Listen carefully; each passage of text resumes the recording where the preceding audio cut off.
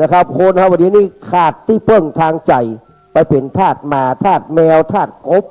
นะทาสอย่างสปะสเปดนะบางคนนี่อิจฉาแมวอิจฉาหมาที่ได้อยู่ดีกินดีพอถึงตัวเก่าตายไปกลายไปเป็นหมาเป็นแมวนะครับนี่เพราะว่าโมหะคือความหลงจะพาให้เราไปเป็นสัตว์ดิลฉานเนอะทางดีมี4 หนทางทางหายมีแค่3 หนทางเพราะแม่พี่น้องทั้งหลายก็เลือกเอาก็แล้วกันนะครับแต่จะไปดีหรือว่าไปดีนั้นเป็นว่าอยู่ที่จิตสุดท้ายกับจิตสุดท้ายคือจิตเตสังกิริเถนะทุกขติปฏิกังขานะครับถ้าจิตเฮาเศร้าหมองนี่ก็จะไปทางสู่ทุกขติคือทางที่บดีนะครับถ้าจิตเตอสังกิริเถสุขติ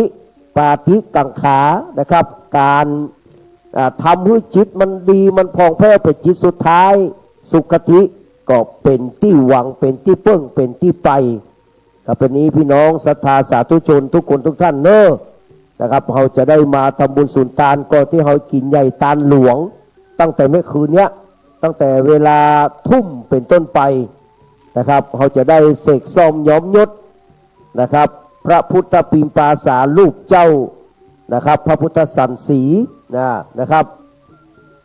ที่เราได้สร้างที่เราได้แปลงได้ช่วยกันทำไว้นะครับเกือบจะสำเร็จลุล่วงแล้วนะครับเกือบจะสำเร็จลุล่วงแล้วหมายถึงว่าการก่อสร้างนั้นสำเร็จลุล่วงไปด้วยดีละ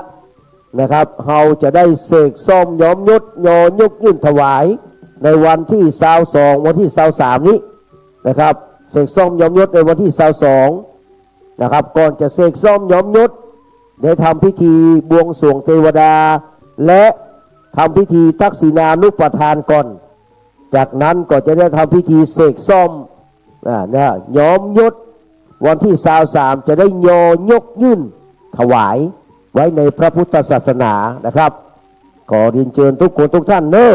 นะครับในช่วงนี้นะครับใครอยากจะร่วมทำบุญทักษิณานุปทานกับอุทิศบุญกุศลให้เก่าน้ำเมินบรรพบุรุษบรรพสตรีของตัวเก่าขึ้นใจได้ไล่ใจเติงเรียนเชิญนะครับตามเจตนาศรัทธาเนอะ10 บาท3 บาท100 บาทนะครับก็เรียนเชิญนะครับมีกระดาษให้บรรดาพ่อน้องได้เขียนชื่อเสียงเรียงนามนะครับของตัวเก่าได้เนอะนะครับ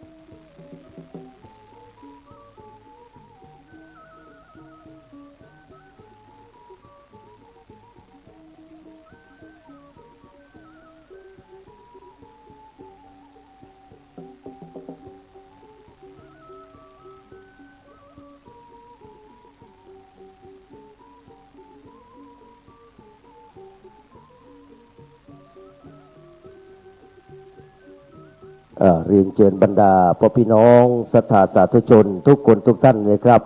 โดยที่วัดของเรานะครับคือวัดสันขยอมได้นะครับสร้างศาลาปฏิบัติธรรมอาสภมหาเถรานุสรณ์กตัญญูอาจาริยบูชาคุณนะครับเขาจะได้ทำบุญกินใหญ่ตาลหลวงนะครับตั้งแต่วันที่12 กุมภาพันธ์มานี้เขาได้ตาลตุงทำบุญตักบาตรเป็นที่เรียบร้อยจากนั้นมาถึงวันนี้นะครับ ตั้งแต่เวลา9 โมงเป็นต้นมาเราก็ได้ทำพิธีบวงสรวงเทพยดาอารักษ์ณศาลาปฏิบัติธรรมครับในช่วงเวลา 11 โมงก็ถวายพระทหารเพลแล้วก็เลี้ยงดูปู่เสื้อพี่น้องศรัทธาสาธุชนครับจากนี้เวลา 15 นาฬิกาโดยขณะนี้เวลาบ่าย3ว่า 13.05 นาฬิกาคือบ่ายโมงกับนาทีเหลือเวลาแหมวัน2 ชั่วโมงพี่น้องเด้อกับเรียนเชิญบรรดาพี่น้องได้มาร่วมทำบุญสุนทานทักษิณานุปทานมาเขียนชื่อบรรพบุรุษบรรพสตรีเจ็ดเจนขกุลเป็นเก้าเจนขกุลเป็นแดนแสนเป็นขนาดอย่าให้ได้ขาดได้คาเนอะนะครับมาทำบุญสุนทานตามเจตนาศรัทธาเอาจะทำพิธีทักษิณานุปทานที่อาคารชั้น 1นี้นะครับส่วนชั้น 2เอาไว้สำหรับพิธีอบรมสมโพธิพุทธาภิเษกเสกซองย้อมยศเจริญพระพุทธมนต์สวดมนต์ตันตั้งแต่เวลา 19 นาฬิกาเป็นต้นไปนะครับวันนี้ก็ขอเรียนเชิญเนอะเสนาสนะที่เราได้สร้างไว้แปลงแล้วประกอบไปด้วยการก่อสร้างกำแพงล้อมรอบบริเวณทิศใต้สิ้นทุนทรัพย์ไป 600,000 บาทนะครับและก็การก่อสร้างศาลาปฏิบัติธรรมนะครับทรงล้านนาประยุกต์นะครับกว้าง5 เมตรยาว30 เมตรสิ้นทุนทรัพย์ไป7 ล้าน5 แสน7 ล้าน1 แสนนะครับเหมือนใจนะครับมาดีมาใหม่เนอะ7 ล้านนะครับพมุจะไป7 ล้าน5 แสน 92,563 บาทนะครับรวมกันนะครับถึงหมดถึงมวล2 รายการเนี่ยครับมันมีเศษสตางค์มาตัวเป็น8 ล้าน1 แสน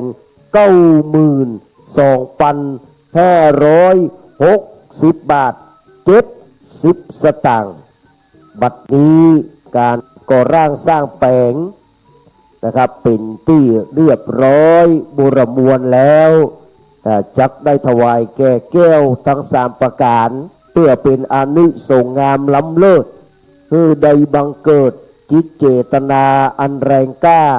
ประสาทศรัทธาคือถึงวรปฏิทานของเจ้ากาทั้งปวงนะครับเขาก็ได้ทำพิธีจัดงานจัดงานสมโภชปล่อยหลวงนะครับขึ้นมาโดยเริ่มตั้งแต่วันนี้เป็นต้นไปแล้วก็วันนี้เวลา 15 นาฬิกาหรือว่าบ่าย 3นะครับจะได้ทำพิธีทักษิณานุปทานนะครับอุทิศบุญกุศลให้กับอดีตบุรพาจารย์นะครับทั้งหมดทั้งมวลอันมีครูบาเจ้าสลีวิจัยนะครับครูบาศีลธรรมครูบาฟ้าหองนะครับครูบาอินเฟือนครูบาศีลธรรมนะครับนักบุญแห่งล้านนาไทยรวมไปถึงผู้ที่สร้างวัดคือครูบาปัญญาราชครูเมืองเชียงใหม่นะครับผู้ที่สร้างวัดสันขยอมโดยความวิริยะอุตสาหะนะครับแล้วก็หลวงพ่อพระครูโอภาสวิหารกิจบุญเลิศนะครับอาสโพคำฟูอาสภะมหาเถระกับอดีตรองเจ้าคณะพุทธสันทรายอดีตเจ้าวาดวัดสันขยอมพระภัยรัตน์หรือว่าหลวงพี่หัวประพัสโรชัยสวัสดิ์นะครับพระปริญญาหรือว่าตุปิเมสิริพัทโทมอนศรีตลอดถึงครูบาอาจารย์นะครับพ่อปู่เสื้อวัดอารักขเทวดารุกขเทวดาอากาสเทวดาปัปพตะเทวดา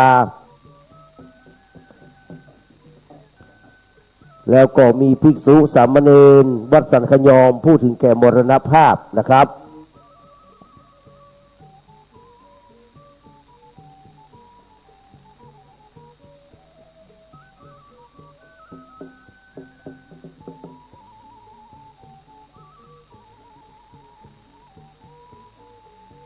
กับนอกจากนั้นยังมีอดีตวายาวัจกรหรือว่าพวกแก่วัดนะครับ วิยาวัจกรนี่คือพวกแกวัดอดีตคณะกรรมการวัดอดีตพ่อน้อยพ่อนานนะครับอดีตขยมวัดนะครับศรัทธาครุอุปถัมภ์นะครับสักสันขยอมทุกท่านนะครับตลอดถึงซากศพเนาะที่เคยมาตั้งไว้ในวัดสันขยอมทุกดวงวิญญาณศพไร้ญาติขาดมิตรผีตายเก่าเน่าเมินบุพการีชนเจ้ากรรมนายเวรพ่อเกิดแม่เกิดเจ้าคุณนายคุณเจ้าบุญนายบุญนะครับและสิ่งศักดิ์สิทธิ์ที่อยู่ในเขตพุทธวาสทุกตนทุกองค์ขอให้มารับบุญกุศลในครั้งนี้นะครับด้วยความปราบปลื้มปิติยินดีได้รับทราบด้วยญาณวิธีใดๆก็ขออัญเชิญอาราธนากลับมารับในส่วนบุญส่วนกุศลวันนี้กับเสร็จในวันนี้คืนนี้เป็นที่เรียบร้อยแล้วนะครับเฮาก็จะได้เสกซ่อมย้อมยศแล้วก็จะได้ยอยื่นถวายเนอะในวันพรุ่งนี้หลังจากที่พระสงฆ์เจ้าได้ทำพิธีเจริญพระพุทธมนต์เบิกเนตรไข่ตาพระเจ้าเวลาตีสี่กึ่งเสร็จสับเรียบร้อยแล้วก่อนจะได้ถวายก็จะถวายเข้ามาทุปยาตเข้าทิพย์49โกธาตุพออาจารย์ก็จะได้โอกาสถวายทานเข้ามาทุปยาตและโอกาสถวายทานเสนาสนะสิ่งก่อสร้างนะครับจากนั้นจะได้ถวายเครื่องทายธรรมแด่พระสงฆ์เจ้าพระสงฆ์อนุโมทนาเสร็จแล้วก็จะมีการทำบุญตักบาตรข้าวสารอาหารแห้งก็จะเป็นอันเสร็จพิธีคงน่าจะบักเกิน8 โมงนะจ๊ะเนาะในวันพรุ่งนี้นะครับในช่วงเช้านะครับจากนั้นเราก็จะย่างอิฐพักหิวเหี่ยน้อยมาทำบุญกันก่อนและจนถึงวันที่27ซึ่งก็เป็นไฮไลท์แห่งงานแห่งอันหนึ่งครับเนื่องจากว่าวันนั้นนี่ได้นิมนต์พระสงฆ์องค์เจ้า100 กว่ารูปนะจ๊ะเนาะครับ160 รูปมารับทายธรรมทายทานในงานเปิดป้ายโอ้โหวันนั้นนี่ยิ่งใหญ่อลังการงานสร้างนะครับตึงตังโลกตึงตังธรรมตังธรรมก็จะมีพระมหาเถรานุเถระเจ้าคณะพระสังฆาธิการตั้งแต่พระเดชพระคุณหลวงพ่อท่านเจ้าคุณพระธรรมเสนาบดีธงชัยสุวรรณศิรินะครับปริญธรรม7 ประโยครองเจ้าคณะภาค7เจ้าวาดวัดพระธาตุดอยสุเทพราชวรวิหารมาเป็นต้นเป็นประธานครับแล้วก็พระเดชพระคุณหลวงพ่อนะครับเจ้าคณะจังหวัดรองเจ้าคณะจังหวัดนะครับแล้วก็รองเจ้าคณะอำเภอรองเจ้าคณะอำเภอเจ้าคณะตำบลรองเจ้าคณะตำบลโอ้ย160 กว่ารูปนะครับแล้วก็มีหม่อมหลวงด็อกเตอร์สรารีกิติยากรหรือว่านะครับ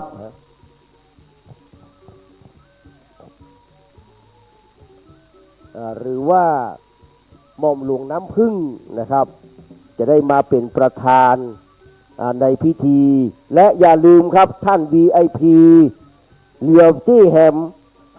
ตี้นะครับที่พี่น้องได้สละปัจจัยมาส่งเสริมเนาะมาร่วมกันเนี่ยครับ3,000 บาทเนี่ยตอนนี้เรือที่นั่งแฮมที่นั่งคือพี่น้องที่ได้ร่วมเป็นเจ้าภาพในครั้งนี้นะครับที่จะได้รับพระนะครับจากมือของหม่อมหลวงสรารีนะครับกิติยากรนะครับซึ่งเป็นประธานในพิธีและพี่น้องจะได้นั่งแฮมที่นึ่งซึ่งเป็นเก้าอี้ VIP แยกจากพี่น้องศรัทธาทั่วไปนะครับตอนนี้เหลือเวลาเรือแฮมตี้นะครับใครสนใจก็ขอเรียนเชิญได้เน้อนะครับเรียนเชิญได้นะครับมารับเอาเน้อนะครับ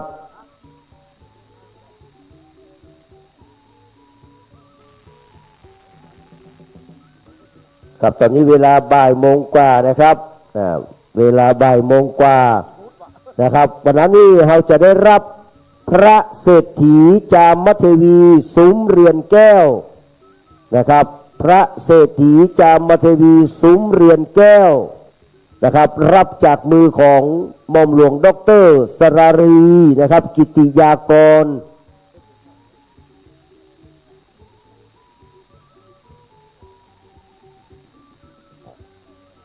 ครับเป็นคณิษฐาของนะครับ องค์สมสวรีเนาะนะครับก็เรียนเชิญเดเนอร์นะครับเรือแฮมตี้เรือ5 ท่านนะครับเรือ5 ท่านแต่กี้ผมได้อ่านรายชื่อผู้มีเกียรติที่จะรับพระของขวัญนะครับคือพระเศรษฐีจามเทวีซุ้มเรือนแก้วนะครับก็ชุดละ3,000 บาทเนาะที่อ่านได้รายชื่อไปแล้วนะครับท่านจะได้มารับของขวัญจากมือของหม่อมหลวงสรารีกิติยากรดร.น้ำพึ่งนะครับซึ่งเป็นราชนิกูลเนาะนะครับวันที่27นะครับตั้งแต่เวลาจะเริ่มงานตั้งแต่เวลา9 โมงเป็นต้นไปเนาะแล้วจะมีการพิธีเปิดป้ายในช่วงบ่าย3เขาจะเนาะครับนิมนต์พระสงฆ์เจ้ามานักขนาดนะครับในวันนั้นนะครับก็ต้องมาช่วยกันดูแลความเรียบร้อยทั้งถวายการต้อนรับพระมหาเถรานุเถระนะครับที่เป็นครูบาอาจารย์เป็นพระราชาคณะตั้งแต่จันทำลงมานะครับแล้วก็ต้อนรับก็เรียกว่าราชนิกูลนะครับคือหม่อมหลวงสรารีกิติยากรหรือว่าดร.น้ำพึ่งนะครับเพื่อจะมาเป็นประธานในวันดังกล่าวกับเรียนเชิญบรรดาพ่อพี่น้องทุกคนทุกท่านเนอะกับเรียนเชิญเลยนะครับตอนนี้ที่สำคัญก็คือใกล้เวลาที่เราจะประกอบพิธีนะครับศีนานุปทานแล้วนะครับใครยังไม่ได้เขียนชื่อบรรพบุรุษของตัวเก่าไว้นะครับยังไม่ได้ร่วมทำบุญเตื้อขอเรียนเชิญนะครับในช่วงนี้นะครับเหลือเวลาแห่งบรรนักแล้วพี่น้องก็จะได้ถ่ายทอดเพื่อนถ่ายทอดไปทั่ว147ทั่วโลกเลยนะครับเนี่ยไปมาเพราะบุญนี้เป็นบุญใหญ่เนอะนะครับท่านพระครูสมุวิสุวัตรบรกิจโจนะครับหลวงพ่อผู้อำนวยการสถานีคลื่น 104.50 เมกะเฮิรตซ์ฝ่ายหินนะครับได้มาทำการบันทึกไลฟ์แล้วเนาะครับพอตั้งกล้องเป็นที่เรียบร้อยก็จะได้บันทึกกันไปนะครับญาติโยมที่ฟังวิทยุกึดใจได้ไล่ใจเติงจะทำบุญทางออนไลน์ตามที่ท่านพระครูปลัดกิติพงศ์กิติโสพโนด็อกเตอร์ได้ประกาศเชิญชวนทุกวันครับทุกครั้งที่พระคุณท่านได้เข้ารายการเนาะแต่พระคุณท่านก็จะประกาศเชิญชวนมาไม่ได้ก็ส่งใจมาส่งใจทางไหนส่งใจทางออนไลน์นะครับได้ทุกท่านได้ทุกงดนะครับได้หมดเมื่อสดชื่นนะครับดังนั้นก็ทำบุญทางออนไลน์มาก็อนุโมทนากับหลายคนหลายท่านนะครับที่ได้ทำบุญทางออนไลน์มานะครับ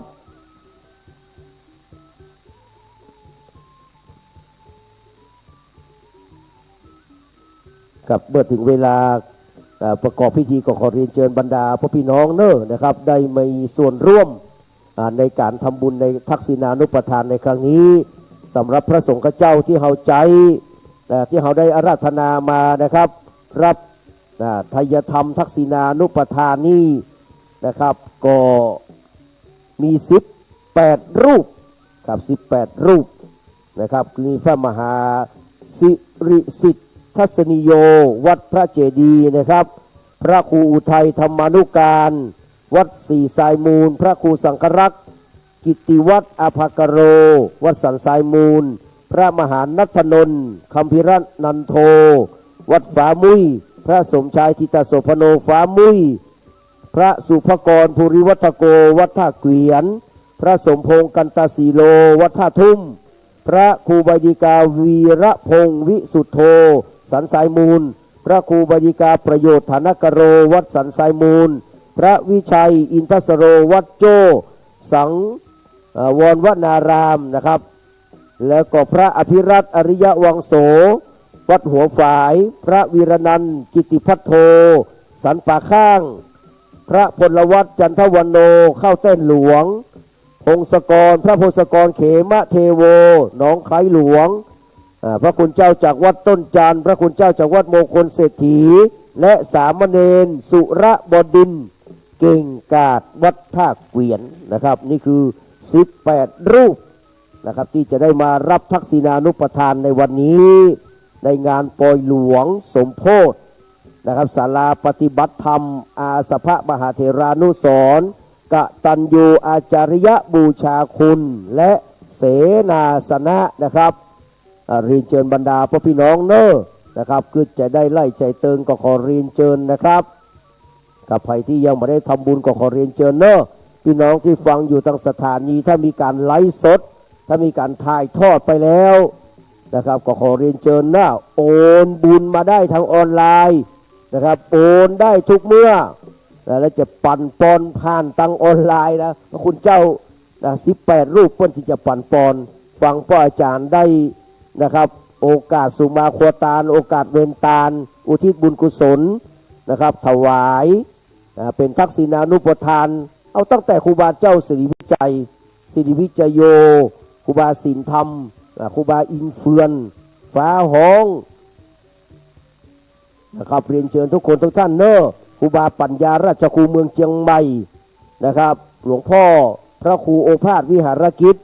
หลวงปู่บุญเลิศอาสโพคำฟู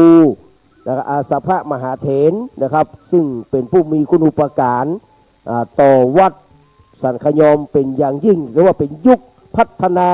แบบสุดๆต่อยอดมาจนถึงยุคของ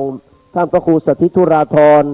อันมีท่านพระครูปลัดกิติพงศ์กิติโสพโนด็อกเตอร์เป็นคุณพลคู่ใจในการทำบุญในการก่อสร้างในการ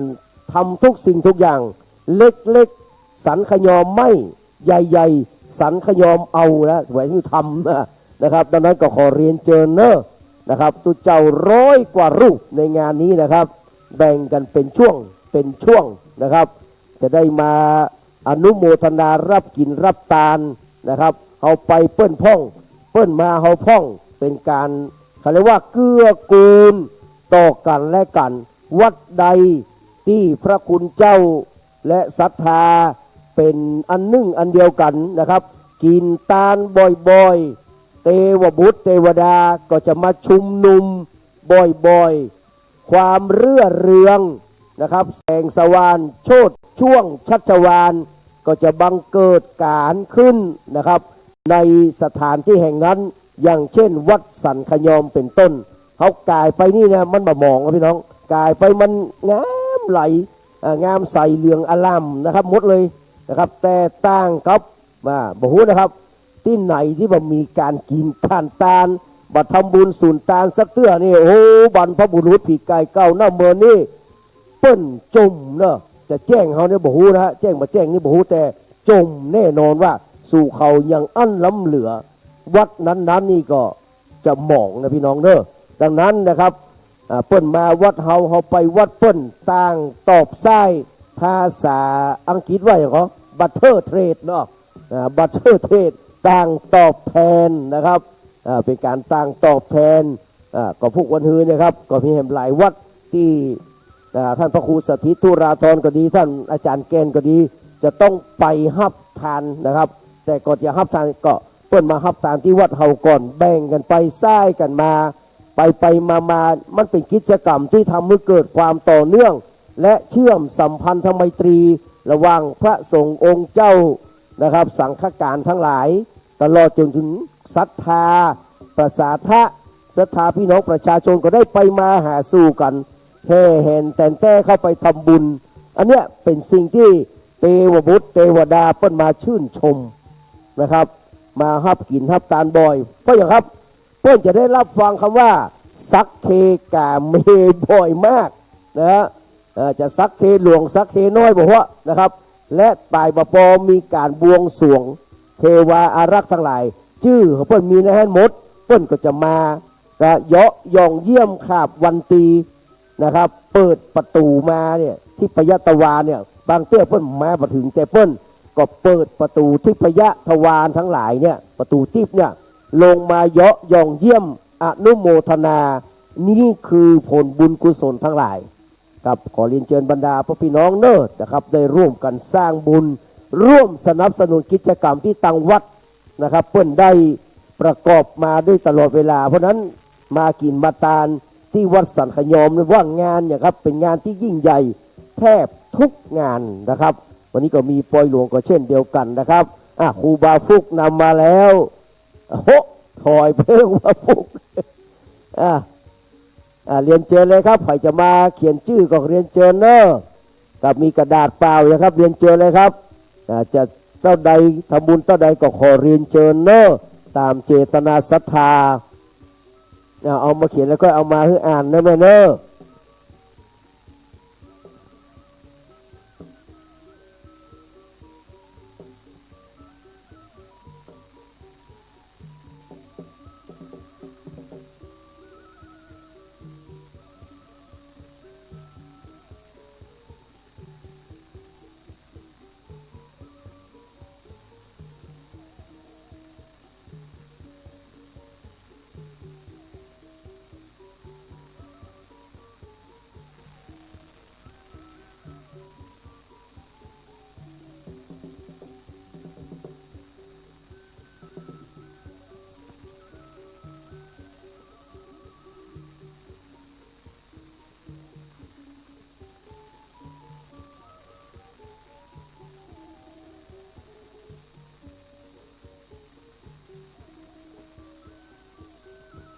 ถวายการ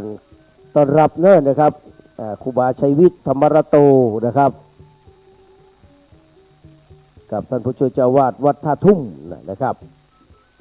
ไวยสาปุญญาปรมีเนอร์นะครับ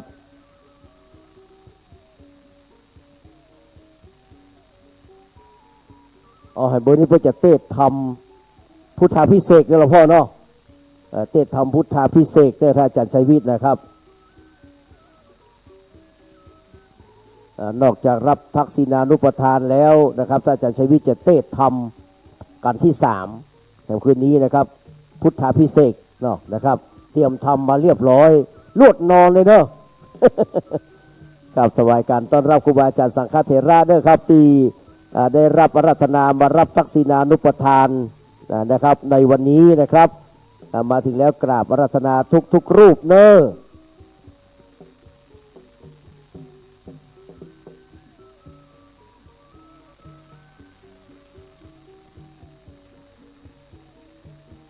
พี่น้องที่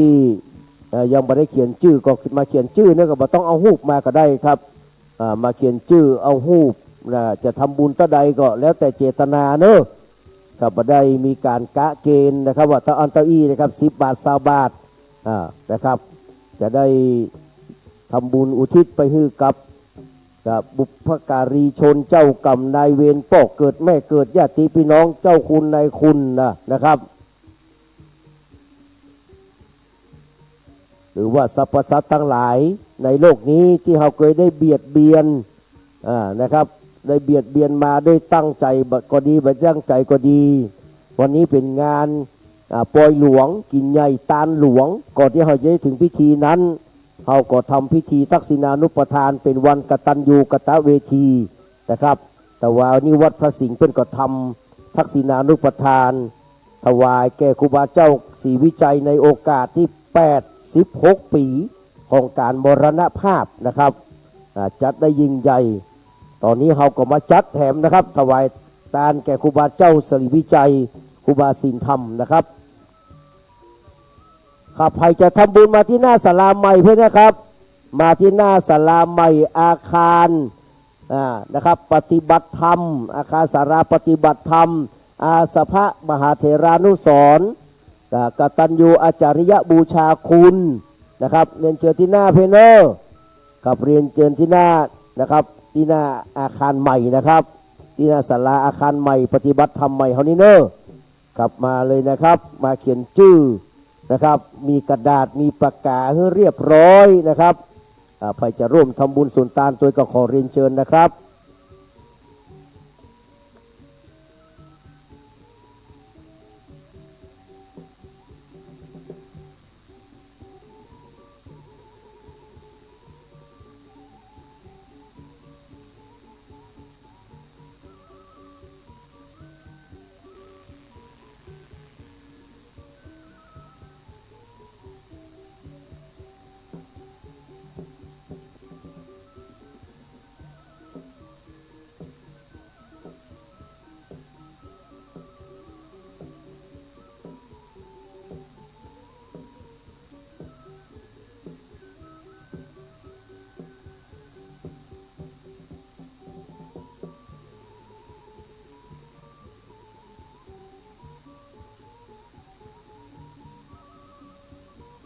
ขโยมเพื่อนอาจจะสีเอากระเป๋ามาให้กำเนิดครับกระเป๋าเอกสารเนอะเอามาถึงหมดเลยนะครับป้าลุงคำครับเอาเอกสารมาให้กำนะครับเอาถึงกระเป๋าเลยนะครับ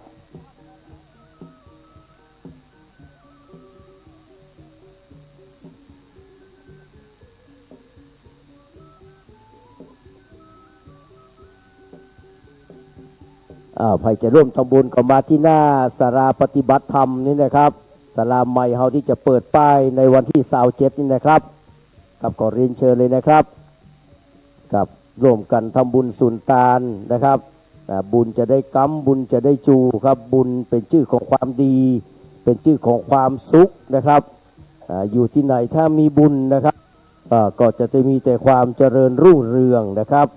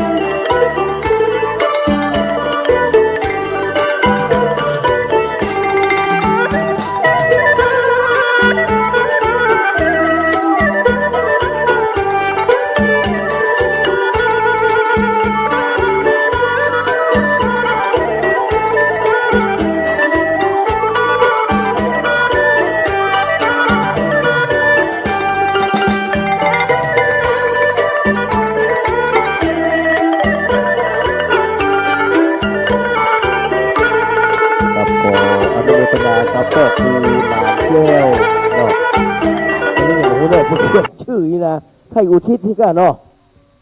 พ่อครูนานแก้วพ่อสวนแม่ปวนนี่กะแม่ปวนคันทวังคุณเพนคุณนางเพนคันทวังนายอินทองคันทวัง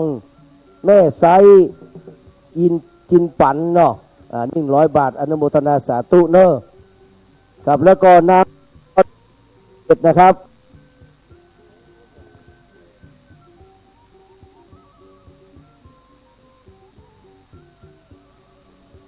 นางบวรเชื้อวงเดช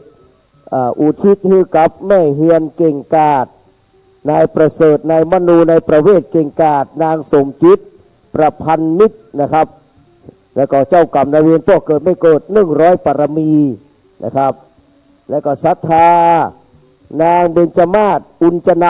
ำอะไรอุทิศบุญกุศลให้กับพ่อทำแม่ปัน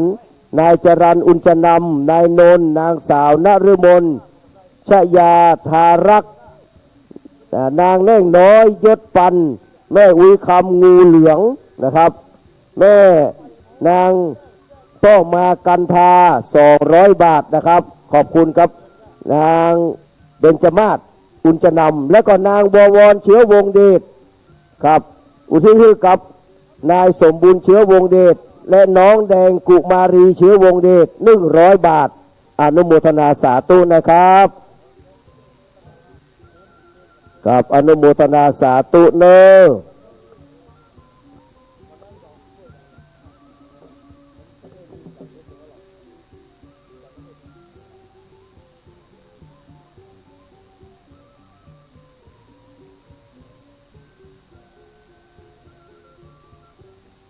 ใครจะร่วมทำบุญนะครับมาที่หน้า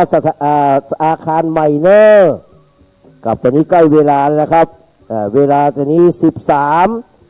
13:37 นาทีนะครับ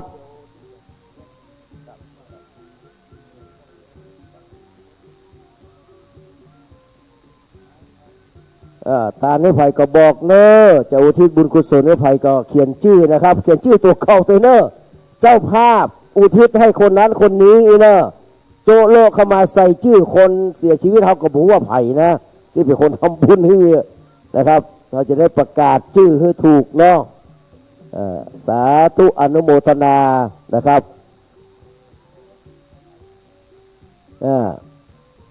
จะทำหาใครทานผ่านภายหน้าก็ได้ใส่ชื่อมา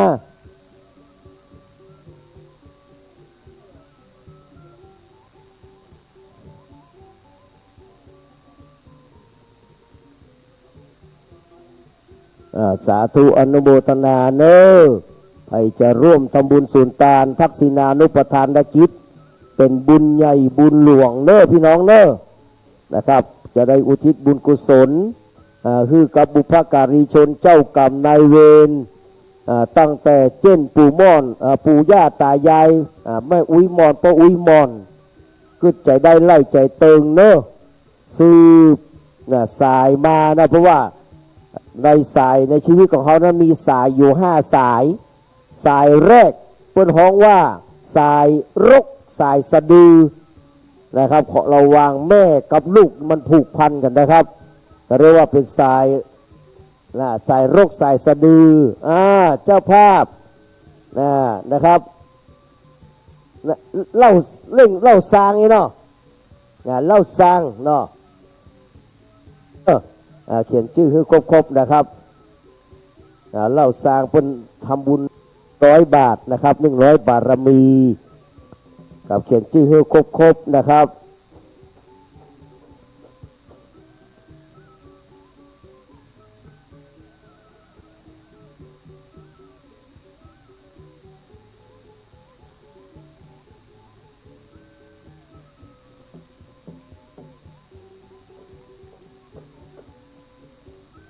กับพี่น้องที่มาถึงแล้วอยากจะร่วมทำบุญทักษิณานุปทานนะครับอุทิศบุญกุศลให้กับอดีตเจ้าอาวาสนะครับอดีตบรรพชนอดีตบรรพสตรีนะครับเจ้ากรรมนายเวรญาติพี่น้องที่ล่วงลับดับขันไปเมินไปนานนะครับเรียนเชิญเนอ มาเขียนชื่อนะครับที่หน้าศาลาใหม่เพื่อนนะครับครับเรียนเชิญเลยนะครับตอนนี้ก็มีเหล้าซางแท้ควาเนาะเปิ้นมีนะครับอุทิศบุญกุศลไว้ในภายภาคหน้าเนาะความซื่อตื้อแท้ควาวเนาะโอ้สาธุสาธุนี่เนาะเอาจองตรงนี้เนาะ200 บารมีนะครับใส่ไปเลยครับสาธุสาธุ100 บารมีนะครับอนุโมทนาเนาะ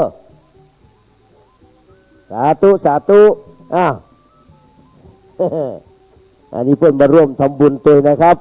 อนุโมทนาสาธุตามนี้นะครับ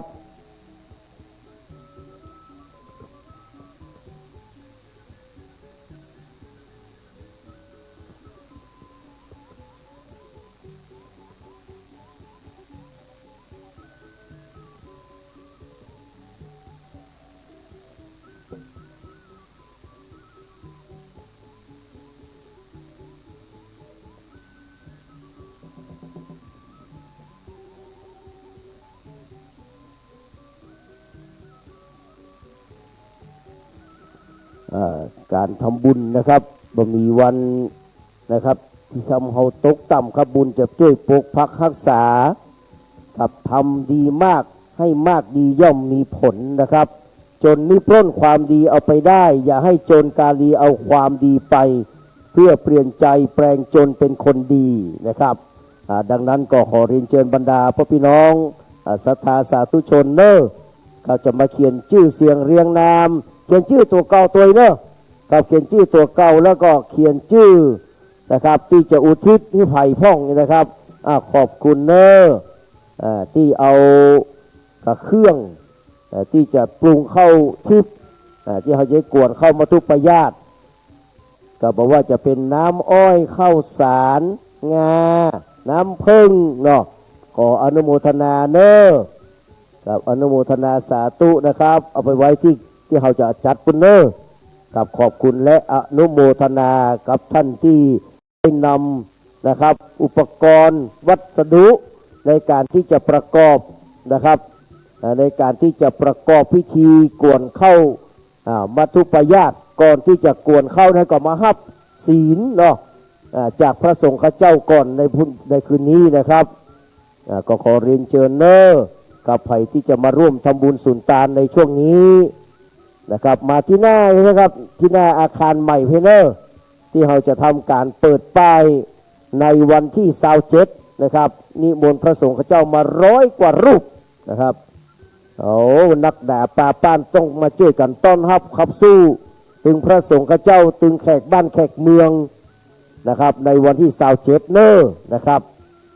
จะประกอบพิธีกันนะครับตั้งแต่ช่วงบ่ายเนาะช่วงเช้าก็มีนะครับช่วงเช้าก็มาช่วยกันจกตกแต่งดานะครับแปลงนั่นแปลงนี่ให้มันเข้าที่เข้าทางนะครับกับตอนนี้เราได้ถ่ายทอดตั้งสถานีวิทยุคลื่น 104.50 เมกะเฮิรตซ์กับภายใต้เมตตาปรมีธรรมนะครับของท่านพระครูสมุวิสุวัตรวรกิจโจ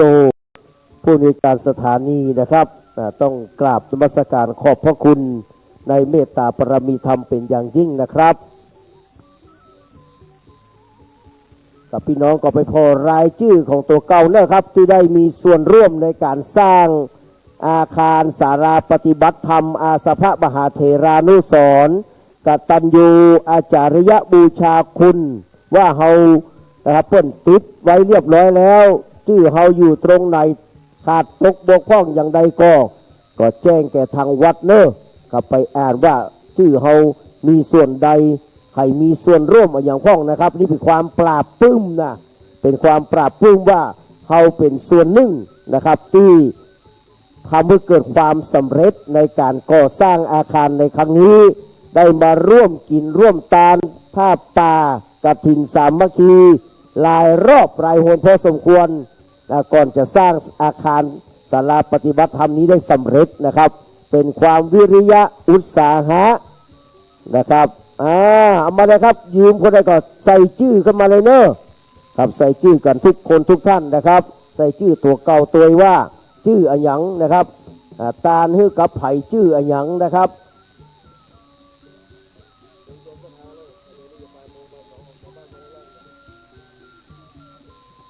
พี่น้องศรัทธาที่อยู่ทางบ้านเนอะตอนนี้ก็ออกจากบ้านจากจองมาได้แล้วนะครับเพราะว่าจะบ่าย2ละนะครับเวลา 13:46 นาทีละกับเวลาบ่าย3เขาจะได้เริ่มประกอบพิธีทักษิณานุปทานนะครับได้นิมนต์พระสงฆ์องค์ข้าเจ้านะครับ18 รูปนะครับ18 รูปครับได้มานะครับมาเป็นผู้รับทักษิณานุปทานนะครับมาเป็นเนื้อนาบุญที่จะมารับทักษิณานุปทานทอดผ้าบางสกุลในวันนี้นะครับอุทิศบุญกุศลให้กับจิตตะดวงวิญญาณของบุรพาจารย์มีครูบาเจ้าสริวิจัยครูบาปัญญานะครับผู้ก่อสร้างวัดสันคยอมครูบาบุญเลิศอาสโพหรือว่าท่านพระครูโอภาสวิหารกิจนะครับอดีตเจ้าอาวาสอดีตรองเจ้าคณะอำเภอสันทรายตลอดถึงพระสงฆ์เจ้าในวัดในวาที่มรณภาพไปแล้วนะครับแล้วก็พ่อน้อยพ่อหนานพ่ออาจารย์กรรมการแก่วัดศรัทธาติ่งจองห้องวัดทุกคนทุกท่านที่เคยมีคุณูปการได้ร่วมกันสร้างได้ช่วยกันแต่งนะครับวัดวาอารามแห่งนี้นะครับได้ล่วงลับดับขันไปแล้วนะครับอัญเชิญจิตตะดวงวิญญาณของเจ้าเหล่านั้นมาปัตตาอนุโมทนาบุญกุศลในครั้งนี้โดยเสื้อวัดเสวาเทวบุตรเทวดาอากาศเทวดาปปตะเทวดารุกขเทวดานะครับสิ่งศักดิ์สิทธิ์ทั้งหลายที่ปกปักอารักขาและประดิษฐานยังฐานันตระอันวิเศษของวัดสันขยอมแห่งนี้นะครับมาปัตตาอนุโมทนากับในช่วงเวลา 15 นาฬิกาหรือว่าบ่าย 3นะครับพี่น้องเขาก็ออกจากบ้านจากจองมาได้แล้วเนอะนะครับมาช่วยกันจกแต่งดานะครับไผ่ที่ครับเป็นเจ้าภาพต่างๆนะครับเดี๋ยวเราจะได้เรียนเชิญเข้ามาน้อมถวายจตุปัจจัยทายธรรมทักษิณานุปทานในวันนี้นะครับต้องขออนุโมทนาสาธุการกับทุกคนทุกท่านเป็นอย่างยิ่งนะครับเรียนเชิญที่หน้าอาคารปฏิบัติธรรมใหม่นี้เนอะนะครับมาเขียนเอาลายมาจดเอาลายใหม่เอาชื่อของตัวเก่าแล้วก็จะอุทิศให้กับบรรพบุรุษบรรพสตรีท่านใดก็เขียนชื่อลงไปเนอะนะครับ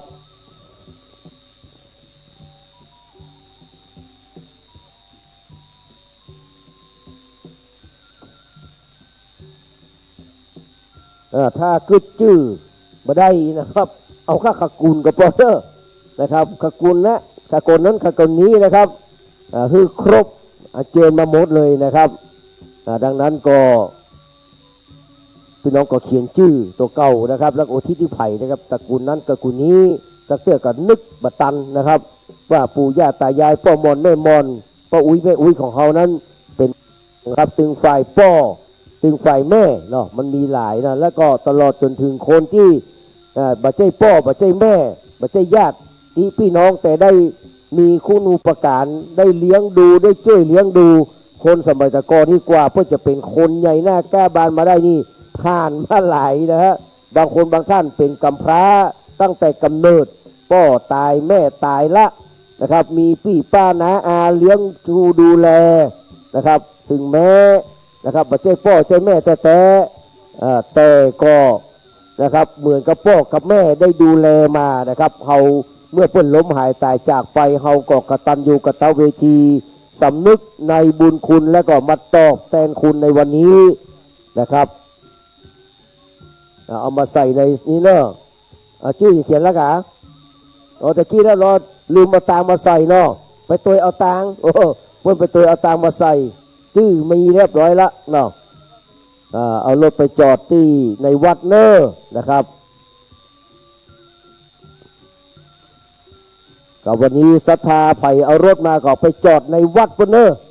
กับตั้งที่สถานที่ที่เขาจะจัดปล่อยหลวงนี้นะครับตั้งเดียวเวลาตั้งแต่3 โมงไปต้นไปจะมี พระสงฆ์องค์เจ้าเนาะแล้วก็หัววัดหัววานะครับพี่น้องศรัทธาที่จะมาร่วมบุญนะครับเพราะว่ามันต่อเนื่อง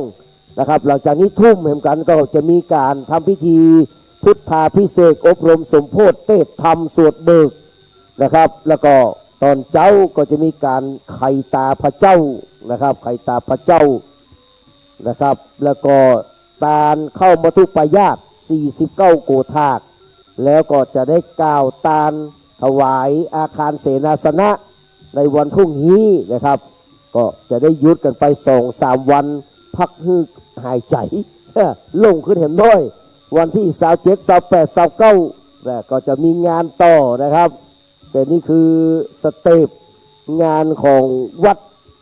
นะครับสันขยอมเขาจะเป็นอย่างอี้นะครับมีหลายช่วงมีหลายจังหวะนะครับเริ่มตั้งแต่12ตาลจ้อตาลตุงนะครับเป็นที่เรียบร้อยแล้วนะครับมาจนถึงวันที่22วันนี้บวงสรวงเทวาอารักษ์นะครับแล้วก็ทักษิณานุปทานได้บุรพาจารย์อันนั้นมันโดนลมไปเป็นอย่างไรไปเอาใหม่กันแล้วกันเป็นอย่างครับแล้วก็อบรมสมโภชพุทธาภิเษกสวดมนต์ตันเทศธรรม3 กัน3 ภูสวดเบิก2 คณะนะครับสวดเบิกเนี่ยก็คือเอาคณะของสันสลีเนาะสวดมนต์ก่อนแล้วก็มีแหมของ4 ไซมูลแหมนอกสันไซมูลแหมกับสันไซมูลเอาก่อนแล้วก็สันสลีตี 2ปิดท้ายนะครับอยู่ด้วยกันคืนหุ้งวันนี้นะคืนหุ้งไม่ต้องหลับเพราะว่าตี 4 เกิงเราจะได้เปิดไขตาพระเจ้านะครับมันต้องรับต้องนอนกันเด้ออ่านอนุโมทนาก่อนตี 4 เกิงนะครับ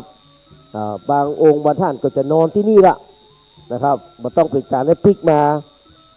นี่ดาราพรเนาะไม่ก่อนอุ่นจะนำเนาะผู้ทำบุญให้กับมานี่ก่อนกรจันทายเนาะกรจันกันทาเนาะแล้วก็นายอ้ายป้อนหนานงูเหลืองนะครับนากี้สันใจสาธุอนุโมทนาเนอะ100 บารมีนะครับสาธุขอเจ้าเหล่านั้นมาครับบุญกุศลเนอะอุณดาพรเนอะครับสาธุอนุโมทนาเนอะ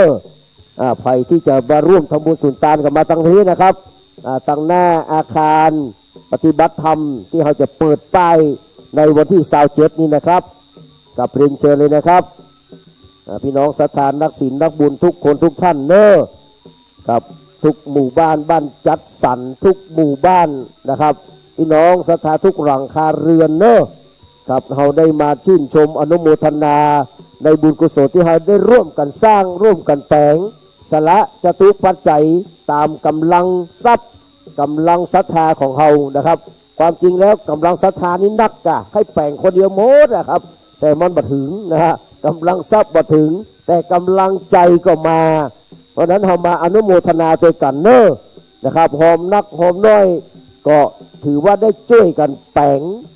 นะครับอาคารและก็กำแพงนี้เสร็จสับเรียบร้อย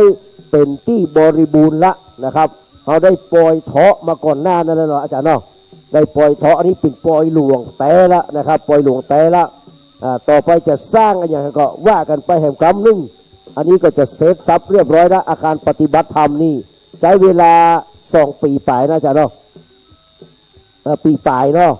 ใช้เวลาสั้นๆเนี่ยนะครับเพราะอาศัยกำลังศรัทธานะครับใช้เวลาปีครึ่งเนาะ1 ปี 6 เดือนสำเร็จลุล่วงนะด้วยบารมีทั้งภายในและบารมีถึงภายนอกได้ช่วยกันเกาะกลุ่มรุมราก่อร่างสร้างแปลงจนเป็นที่เรียบร้อยแล้วถึงเวลาที่ให้ได้เปิดใจอย่างเป็นทางการนะครับที่จริงใจมาเมินพอสมควรละแต่ว่าอันนี้จะเปิดอย่างเป็นทางการนะครับในวันที่27นี้นะครับ27 กุมภาพันธ์ที่จะถึงนี้นะครับ แล้วก็28กับพี่น้องศรัทธาก็จะได้แห่แห่แตนเต้เอาหัวตาลบ้านนะครับเข้ามาตาลแล้วก็วันที่29หัวตาลหัววัด29วันที่1มีนานะครับก็จะเป็นครัวตาลของหัววัดนะจ๊ะเนาะก็เป็นตาลหัววัดนะครับวันที่2ก็โต๊ะค้างตึงบ้านตึงวัดนะครับไผ่มาฮะบกล้างมาได้นะครับล้างผามกันเรียบร้อย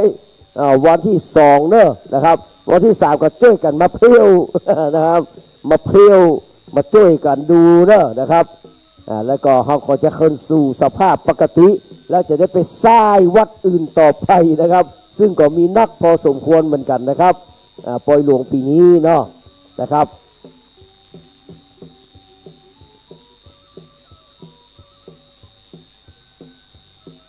กับขณะนี้เวลา 13 จุดนะครับ56นะครับหมายถึงว่า 13:56 นาทีนะครับเหลือเวลาแหม1 ชั่วโมงกับ 4 นาทีนะพี่น้องเนอะมาจดเอาลายใหม่เอาชื่อของตัวเก่าแล้วก็อุทิศให้กับบรรพบุรุษที่ตายเก่าเน่าเมินนะครับญาติพี่น้องทั้งหลายที่ล่วงลับดับขันไปเหินเมือนนานเป็นภัยก็ตามแต่เนอะที่เป็นบรรพบุรุษของเขานะครับคือใจได้ไล่ใจเติงก็มาเขียนชื่อไว้บ่ต้องเอาหูปมานะครับ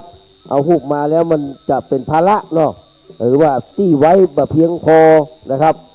เขียนชื่อไว้ในสลุงนี้นะครับจะทำบุญสุนทานเท่าใดก็ขอเรียนเชิญตามเจตนาศรัทธาเนอะครับถือว่าเป็นค่ายานพาหนะเนาะที่เปิ้นได้มาฮับกินฮับตาลในวันทักษิณานุปทานวันกตัญญูกตเวทีที่วัดสันขยอมได้จัดทำในวันนี้นะครับเรียนเชิญทุกคนทุกท่านเนอะได้ตั้งจิตอธิษฐานนำบุญกุศลทั้งหลายนะครับอันนี้จะได้อัญเชิญเทวบุตรเทวดามาฮับกินฮับตาลแล้วก็แม่พระธรณีก็จะได้มาเป็นสักขีพยานนะครับในการจดเอาลายใหม่เอาชื่อนะครับในการหยาดน้ำใหม่ตาลของพระพี่น้องอย่าลืมเนอะน้ำหยาดเตรียมไว้ของไผ่ของมันยิ่งดีนะครับเวลาเปิ้นฮื้อปอนเขาก็กรวดน้ำใหม่ตาลนะครับไปหานะครับญาติพี่น้องของเขานะครับตลอดถึงครูบาอาจารย์สังฆเถระที่เขาเคารพนับถือนะครับที่ได้มรณภาพไปแล้วนะครับมาอาราธนาอัญเชิญมาปัตตาอนุโมทนาในส่วนบุญส่วนกุศลครั้งยิ่งใหญ่ในครั้งนี้นะครับแล้วเขาก็จะได้ตาลต่อไปในวันพรุ่งนี้นะครับหลังจากที่เขาทำพิธีเสกซ่อมย้อมยศไปแล้วเขาจะได้ยกยื่นถวายนะครับแก่พระแก้วเจ้าทั้ง3ประการเป็นอานิสงส์งามล้ำเลิศตามเจตนาศรัทธาเป็นวรปณิธานนะครับเพื่อถึงนิพพานเป็นที่สุดอันเป็นความปรารถนาของหมู่เฮาท่านทั้งหลายนะครับเป็นลำดับต่อไปครับขอเรียนเชิญเนอ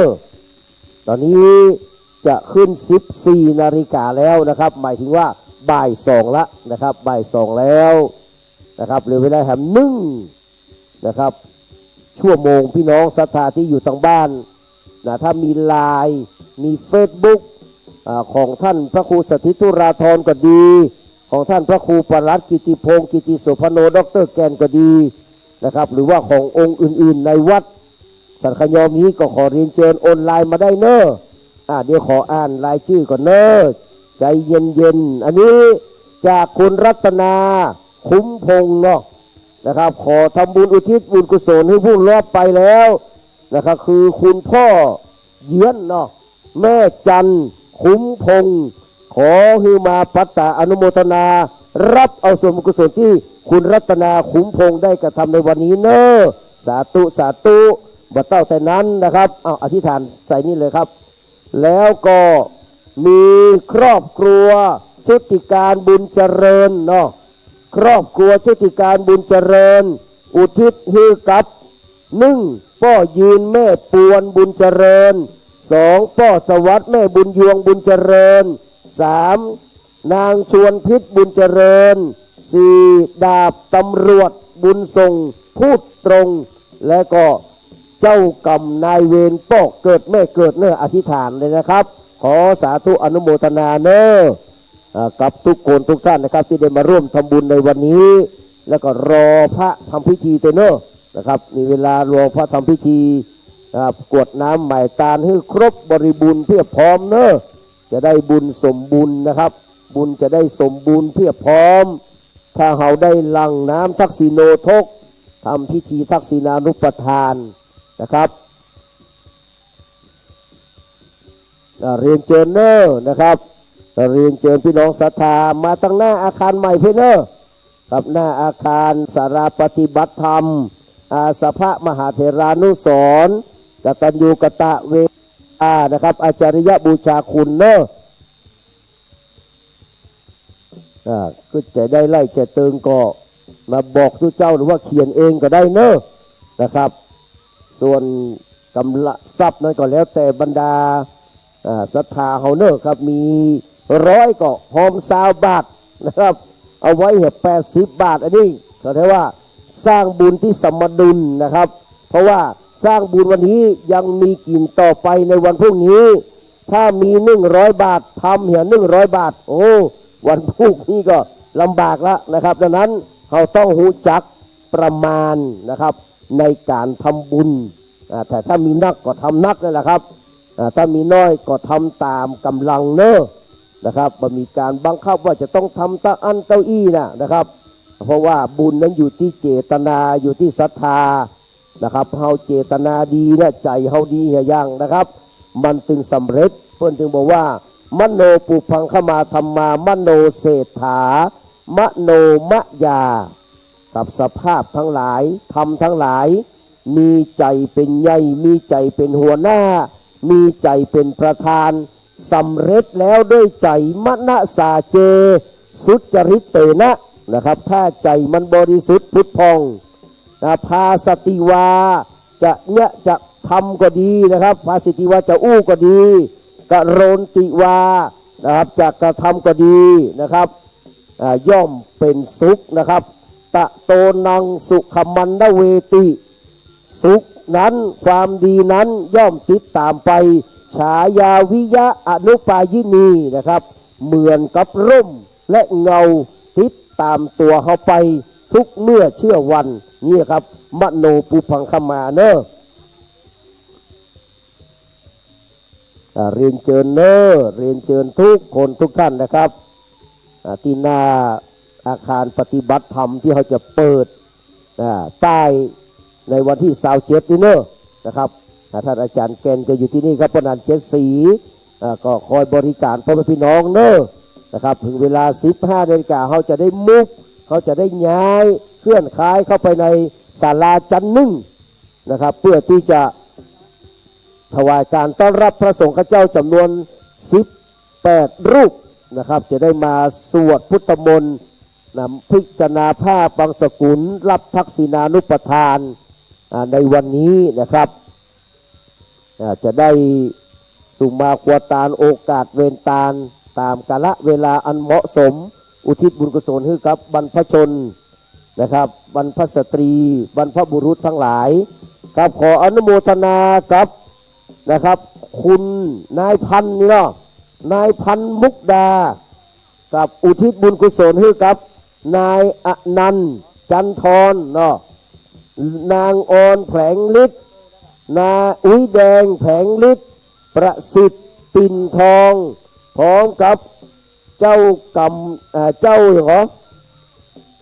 พร้อมกับเจ้ากรรมนายเวรตัวนะครับขออนุโมทนาสาธุกับไอ้พันเนอร์เอาไว้นี่นะครับเรียบร้อยละสาธุอนุโมทนาบอกพื้นเนาะสาธุอนุโมทนาเนี่ยไหมเนาะรวมกันเป็น200 บาทนะแม่เนาะแม่อธิษฐานตังค์จมได้เลยนะครับขออนุโมทนานะครับแม่เวียนเนาะคันทวังอุทิศไปหา1พ่อครูหนานแก้วเนาะ2พ่อสวนแม่ปวนคันทวังนางเพนคันทวัง นายอินทองทันทวังแม่ไซจีหน้าปันแล้วก็นายเต้ยจำปาเจ้ากรรมนายเวรพ่อเกิดแม่เกิดตัวเนาะสาธุไผจะมากับมาตั้งเพศเลยเนาะกระดาษนะครับมีที่นี่เนาะมาเอากระดาษไปเขียนก่อนเพราะที่มันกึดมาได้นะครับไล่บัดเติงต้องใช้เวลาเมินพอสมควรมาส่องหน้าทุเจ้าส่องหน้าผู้จารกึดมาออกว่าเป็นภัยกันแน่เอาก็ไปตั้งสติไปตั้งนะโมมานะครับแล้วก็เอามาจอมนะครับส่วนปัจจัยนั้นเท่าใดก็ได้นะครับเท่าใดก็ได้เนอะตามเจตนากำลังศรัทธาของพ่อพี่น้องกำลังทรัพย์ตัวสำคัญอย่างยิ่งนะครับผู้ฮือนะครับย่อมมีความสุขผู้ฮือย่อมเป็นที่รักเนาะเทวบุตรเทวดาก็ฮักมนุษย์ก็ฮักอมนุษย์ก็ฮักเทวบุตรเทวดาก็ชื่นชมพระพรหมก็คือกำลังใจนะครับไปทางใดนะครับก็มีคนแซ่ซองสรรเสริญเพราะเป็นผู้ใจบุญนะครับกับเรียนเชิญทุกคนทุกท่านเนอะครูบาพุกอันอย่างครับพระชัยนรงค์ชัยมังคโลเนาะแล้วก็บุษบายศนะครับอีเม่บุษบายศนะครับอุทิศบุญกุศลให้กับปัทพ่อวิแก้วจีโนแม่วิเบอจีโนพ่อสว่างพิมเขตแม่ทาพิมเขตแม่ผันยศนะครับแม่วิปันอุทลานายนิตยศแม่วิจัยประพฤตินายสมเพชรอุทลานางประนอมจักขุเนตรสองตาแล้วจักขุก็ตาเนตรก็ตาแล้วจักขุเนตรนะครับนางทวนโกมลนางสาวอัมพันธ์อุทรานางสาวปันอุทราภารดีอินตาแก้วนายสมพลจักขุเนตรนายพลากรพิมพ์เขตสาธุมาอนุโมทนานะครับแต่เพื่อนตะไดบอกฮู้เนี่ยตะกี้ตู้ฟุกว่ามันแบ่งกันได้คนละ3 บาทนี่นะสาธุอนุโมทนาเนอะกับบุษบายศนะครับได้ยินแล้วเนาะบุษบาเนาะสบายใจแล้วบุษบาสบายใจแล้วเรื่องของไผ่ดนฤดีคันทวังทำบุญ100 บาทอุทิศให้กับประเสริฐเนาะประเสริฐคันทวังและนายบุ้มคันทวังสาธุอนุโมทนาเนอะเริ่มมาเนอะครับใกล้เวลาแล้วตอนนี้2 โมงป่ายแล้วเนอะครับเหลือเวลาประมาณ40 กว่านาทีนะครับเมื่อพระสงฆ์ในพิธี18 รูปเดินทางมาถึงเป็นที่เรียบร้อยเราจะได้ย้ายเข้าไปในอาคารชั้น1นะครับสาราปฏิบัติธรรมอาสภานะครับอาสภะมหาเถรานุสรณ์กตัญญูอาจาริยบูชาคุณนะครับเราจะได้ประกอบพิธีทางศาสนานะครับอันนี้จะได้แต่เจ้านี่อัญเชิญเทวดามาเกือบเสี่ยงนะครับ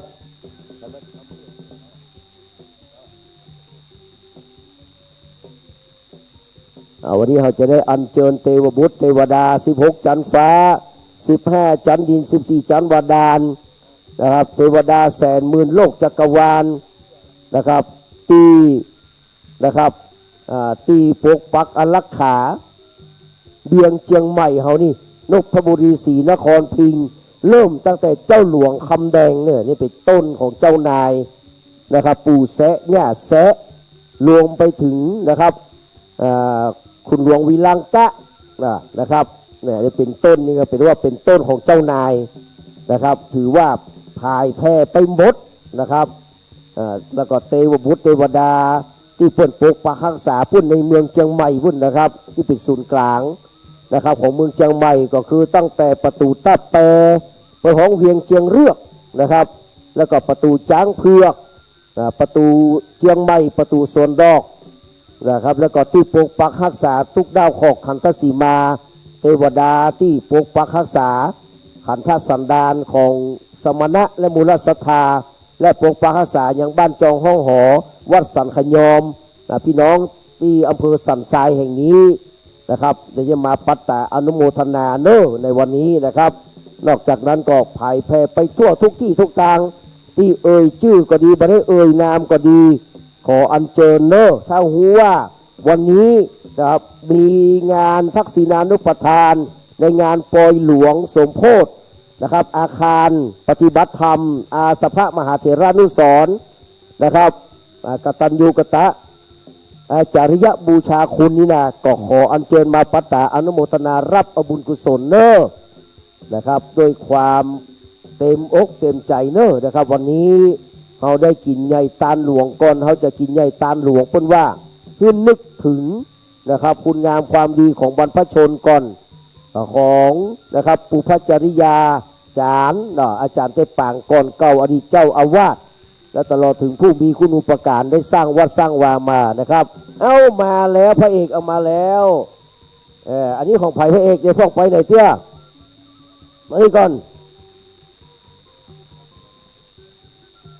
เอาดังๆเนาะอันนี้เอาเพื่อที่ฐานท่านจงมือท่านก่อนเอาเดินจงมันพ่อหลวงอินสอนแม่หลวงแสงจันทร์บุญธรรมขออุทิศปัจจัยกุศลทั้งหลายไปหาเจ้ากรรมนายเวรสัมภเวสีทั้งหลายทั้งปวงนะครับผีสัญจรทั้งหลาย200 บาทนะครับก็ไปแบ่งกันเองเนาะครับ200 บาทเพิ่นจึงบ่ได้บ่งชื่อว่าเป็นไผ่ว่ามันตึงนักขนาดนี้เนาะย่ายี่ตามนี้เนาะอนุโมทนากับพ่อหลวงอินสอนแล้วก็แม่หลวงแสงจันทร์บุญธรรมเตเนอสาธุสาธุ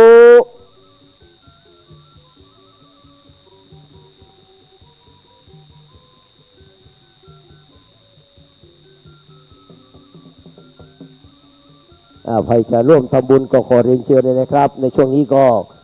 เวลาใกล้เข้ามาทุกทีทุกนะครับ14 นาฬิกา13 นาทีแล้วนะครับเรียนเชิญเนอะครับใครที่จะร่วมทำบุญตัวนะครับกับขออนุโมทนาสาธุกับทุกคนทุกท่านนะครับ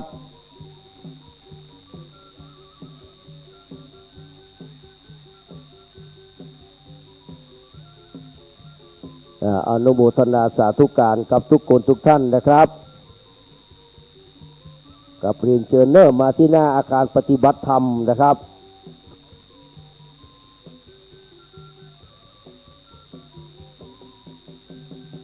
แม่ครูอย่างเหรอเขียนชื่อมาก่อนเขาจะอ่านเดี๋ยวก็อันนั้นก็ว่ากันมาลุน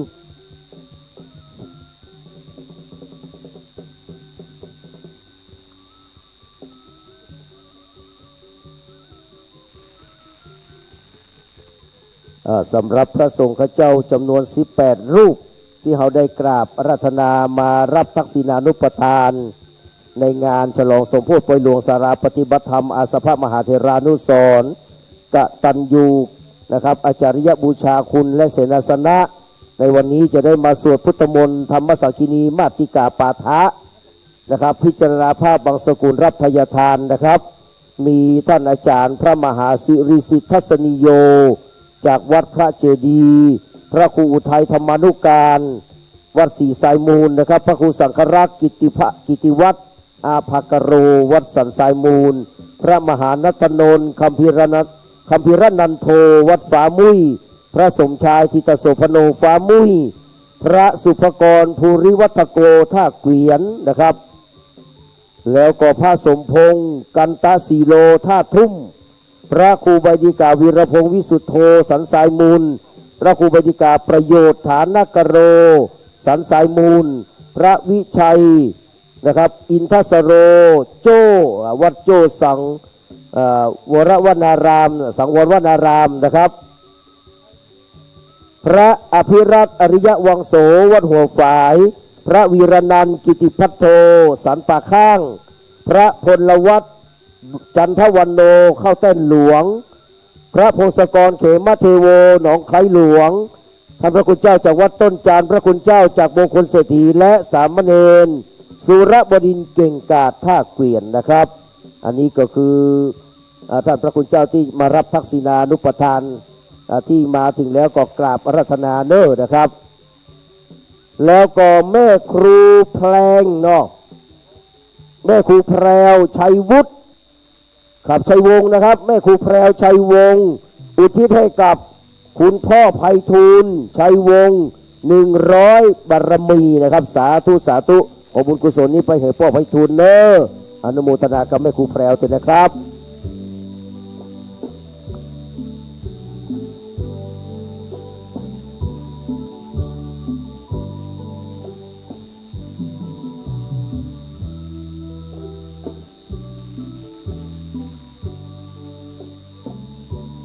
กับเรียนเชิญบรรดาพ่อพี่น้องเนอะนะครับที่มาถึงแล้วพี่น้องที่ออกจากบ้านจากจองตอนนี้ก็ออกมาได้แล้วเนอะนะครับออกมาแล้วท่านพระครูสถิตธุราธรว่าออกแล้วนะครับอยู่ที่ไหนออกไปแล้วนะครับมาร่วมทำบุญทักษิณานุปทานในวันนี้กับอุทิศบุญกุศลไปถึงแก่นะครับครูบาเจ้าสลีวิจัยครูบาศีลธรรมนักบุญแห่งล้านนาไทยแต่ว่าก็ครบ86 ปีนะครับของการมรณภาพศพครูบาเจ้าศรีวิจัยนี้นะครับเก็บไว้ได้7 ปีนะพี่น้องเนอะนะครับ7 ปีนะครับก่อนจะมีการประชุมเพลิงในปี 2489โดยพระเทพเวทีหรือว่าพระพิมลธรรมหรือว่าสมณศักดิ์ล่าสุดก็คือสมเด็จเจ้าประคุณสมเด็จพระพุทธาจารย์อาสโพนะครับอดีตรักษาการสมเด็จพระสังฆราชนะครับได้มาเป็นประธานในพิธีประชุมเพลิงครูบาเจ้าสนวิจัยเนื่องจากว่ามีจิตใจเป็นนักสู้มีจิตใจเป็นนักพัฒนาเหมือนกันนะครับหลวงปู่อาจซึ่งอายุน้อยกว่าครูบาเจ้าศรีวิจัย25 ปีบ่เคยปะบ่เคยพบนะครับบ่เคยได้อู้จ่าสนทนากับครูบาเจ้าศรีวิจัยแต่มีใจคือความเคารพเลื่อมใสในปฏิปทาของครูบาเจ้าศรีวิจัยขอนะครับจัดการประชุมเพลิงครูบาเจ้าศรีวิจัยนักบุญแห่งล้านนาไทยที่วัดจามเทวีหลับปูนนะครับในวันที่22 มีนาคม 2489นะครับครูบาเจ้าจากไปได้86 ปีในขณะที่นะครับหลวงปู่อาจก็มรณภาพไปด้วยวัย86 ปีเช่นเดียวกันนะครับ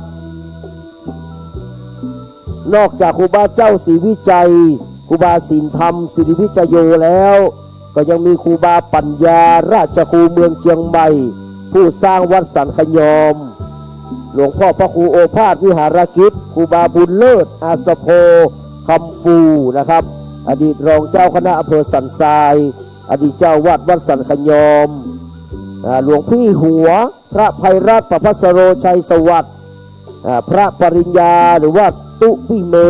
นะครับสิริพัทโทมรศรีนะครับครูบาอาจารย์นะครับปู่เสื้อวัดรักขเทวดารุกขเทวดาปปัตตเทวดาอากาสเทวดานะครับเสื้อวัดเสื้อวาเนาะภิกษุสามเณรที่อยู่ในวัดสังขยอมแล้วถึงแก่มรณภาพไปอดีตวิยาวัจกรอดีตกรรมการวัดอดีตน้อยหนานอดีตขยมวัดแล้วก็นะครับมัคคณายกเนาะมัคคณายกนะครับที่เคยเป็นผู้จารมาก่อนศรัทธาอุปถัมภ์วัดสังขยอมทุกท่านมาละเดี๋ยวจะได้กิจกรรมประกาศเจ้ากรรมนายเวรเจ้าคุณนายคุณเจ้าบุญนายบุญนะครับที่ล่วงลับดับขันไปขออนุโมทนาเนอนางสาวรุ่งเทพานะครับเครือทองเนาะอุทิศไปหาผู้ล่วงลับก็คือนายประทีปเครือทองนายอธิราชเครือทองและ เจ้ากรรมนายเวรเจ้าคุณนายคุณพ่อเกิดแม่เกิดเนอะสาธุอนุโมทนากับนางสาวรุ่งนภาเครือทองไปนะครับ แล้วก็ยังมีนายมังกรมุกดาอุทิศบุญกุศลให้กับเทวบุตรเทวดาเจ้ากรรมนายเวรครับขอมาปัตตาอนุโมทนากับสองท่านนี้ตัวนะครับสาธุสาธุสาธุอนุโมทนานะครับ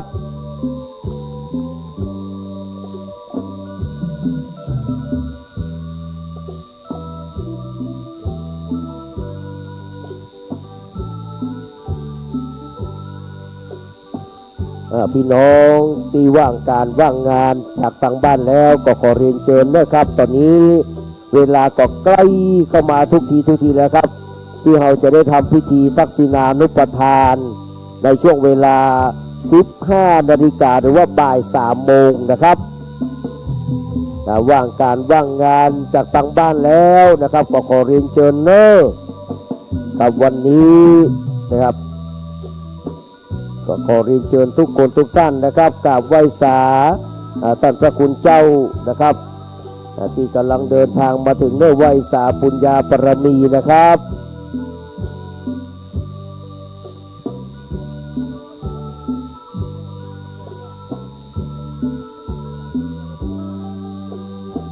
วัดโจสังวรารามท่านอาจารย์วิชัยอินทสโรนะครับ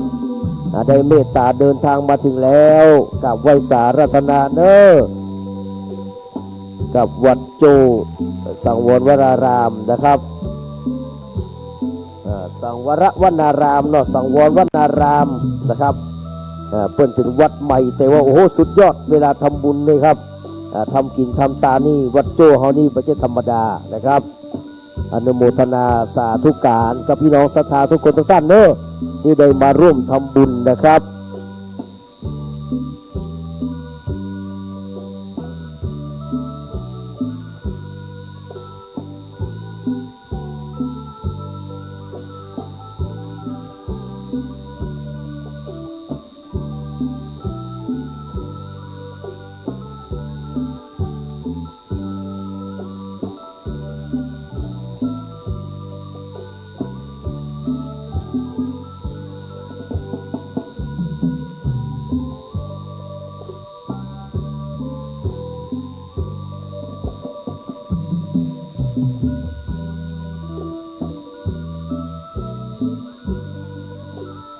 กับทัตถะมานโน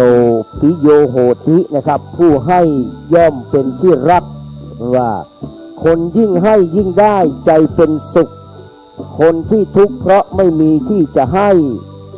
คนยิ่งมียิ่งทำสำราญใจรับรองได้เกิดชาติไหนก็ไม่จนในชีวิตเคราะห์มีทั้งดีร้ายกว่าจะตายสลับกันนั้นหลายหนดีแล้วร้ายร้ายแล้วดีมีแล้วจนเพราะบางคนทุกข์ยากอย่างมากมายกัดฟันสู้ด้วยใจไม่ท้อแท้ไม่ยอมแพ้เคราะห์ชั่วกลัวง่ายๆเอาชนะด้วยกำลังทั้งใจกายเคราะห์ที่ร้ายก็จะหนีดีก็จะมาทำบุญกุศลไว้ครับพี่น้องครับบ่เสียหลายเนอะผู้ให้ย่อมเป็นที่รักนะครับทั้งเทวดาและมนุษย์ย่อมภูมิใจย่อมพอใจในตัวของบุคคลนั้นนะครับขออนุโมทนาสาธุการกับพี่น้องศรัทธาสาธุคนเนอะนะครับขยันให้นะครับขยันหาแต่ไม่ขยันให้นะครับ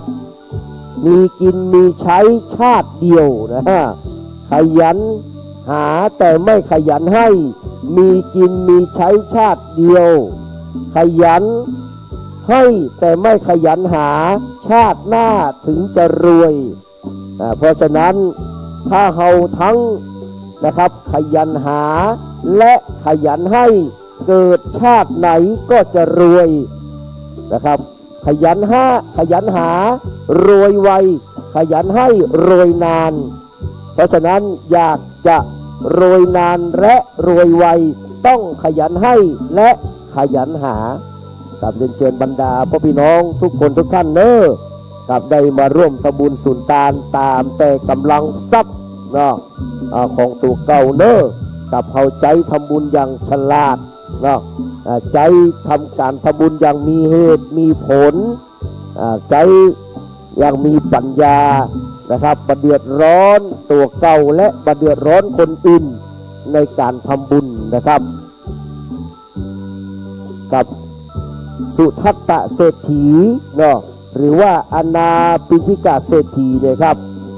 เปิ้นทำบุญสุนทานจนมีสิริความเป็นมงคลอยู่เต็มบ้านไปอยู่ที่งอนไก่พ่องไปอยู่ที่ฮั่นที่พี่พ่องนะครับ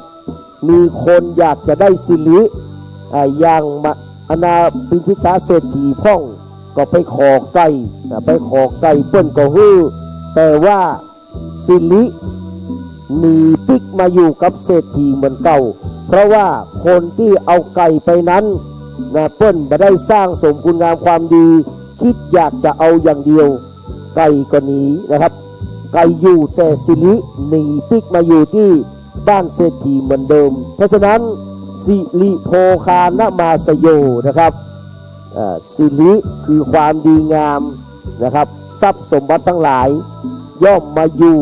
กับสิ่งที่มันดีมันงามตัวมันนอนตัวแล้วครับเมื่อเขามีแขกมาเยือนบ้านถ้าบ้านเฮานี่มอกหายพอดีเนาะแขกเพื่อก็จะมาเยี่ยมกำเดียวอาจจะไม่ได้ตันอู้ดันจ่าไม่ได้ทักได้ทายอย่างนะครับก็พลิกไปเหี่ยแต่ถ้าบ้านเฮาสะอาดสะอ้านมีน้ำท่าต้อนรับขับสู้นะแขกก็จะมาอยู่เมินน้อยครับแต่ถ้าบ้านเฮานี่โอ้แต่งห้องนอนห้องรับแขกดีงามติดแอร์เรียบร้อยแขกเพื่อนอาจจะมาอยู่เมินมากินข้าวน้ำข้าวตอนมากินข้าวแรงตัวก็ได้นะครับแล้วก็ถ้าบ้านเฮานอกจากจะบ้านเรือนดีสะอาดสะอ้านมีห้องรับแขกดีติดแอร์เป็นที่เรียบร้อยนะครับเจ้าของบ้านอู้จ่าไพเราะสนอหูมีอัธยาศัยมีมนุษยสัมพันธ์ที่ดีแขกเปิ้นอาจจะมาขอนอนตัวสักคืนก็ได้เช่นเดียวกับนะครับคนที่ทำบุญเนี่ยพี่น้องวัดวาอารามจันแรกครับจันแรกนี่ครับเปิ้นบอกว่าจันแรกที่ทำพิธีนะครับกับไปเอ้าก้อยก่อนไปเอ้าก้อยก่อนลงมาเนอะนะครับอันนี้คือซีบิโภคานะมาสโยนะครับพวกขสับทั้งหลายย่อมโดยไปนอนกับความดีความงามนะครับดังนั้นก็ฝากบรรดาพ่อพี่น้องทุกคนทุกท่านไว้เถอะเนอะนะครับ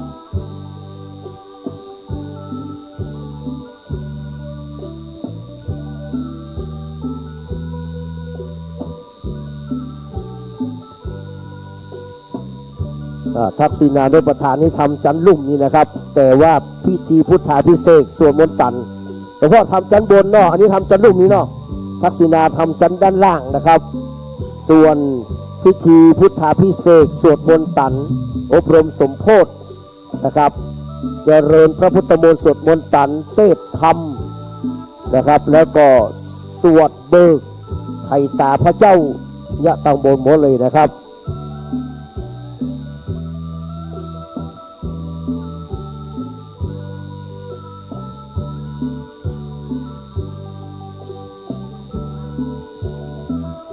เรียนเชิญต้วยแม่เนอครับท่านใดที่ยังไม่ได้ร่วมทำบุญยังไม่ได้เขียนชื่อบรรพบุรุษของตัวเก่าครับขณะนี้เวลา 14:29 นาทีเหลือเวลาแหม31 นาทีนะครับที่เราจะได้ประกอบพิธีกรรมทางศาสนาภัยไม่ได้เขียนชื่อเนาะมาเขียนชื่อบรรพบุรุษของตัวเก่าจอมลงในนะครับสลุงนี้เนาะจะร่วมทำบุญสุนทาน5 บาท10 บาท20 บาทแล้วแต่เจตนาเนอะนะครับแม่เขียนชื่อเลยครับเขียนชื่อของบรรพบุรุษนะครับอันนี้เป็นชื่ออันนี้เป็นเงินนะครับเขาจะได้ให้พระคุณเจ้าได้พิจารณาได้ปั่นปอนนะครับคือกับพี่น้องศรัทธาทุกท่านเนอะถ้ากึศใจไปได้ว่าชื่ออย่างเอาขักกูลไปเลยเนอะเอาขักกูลไปเลยนะครับ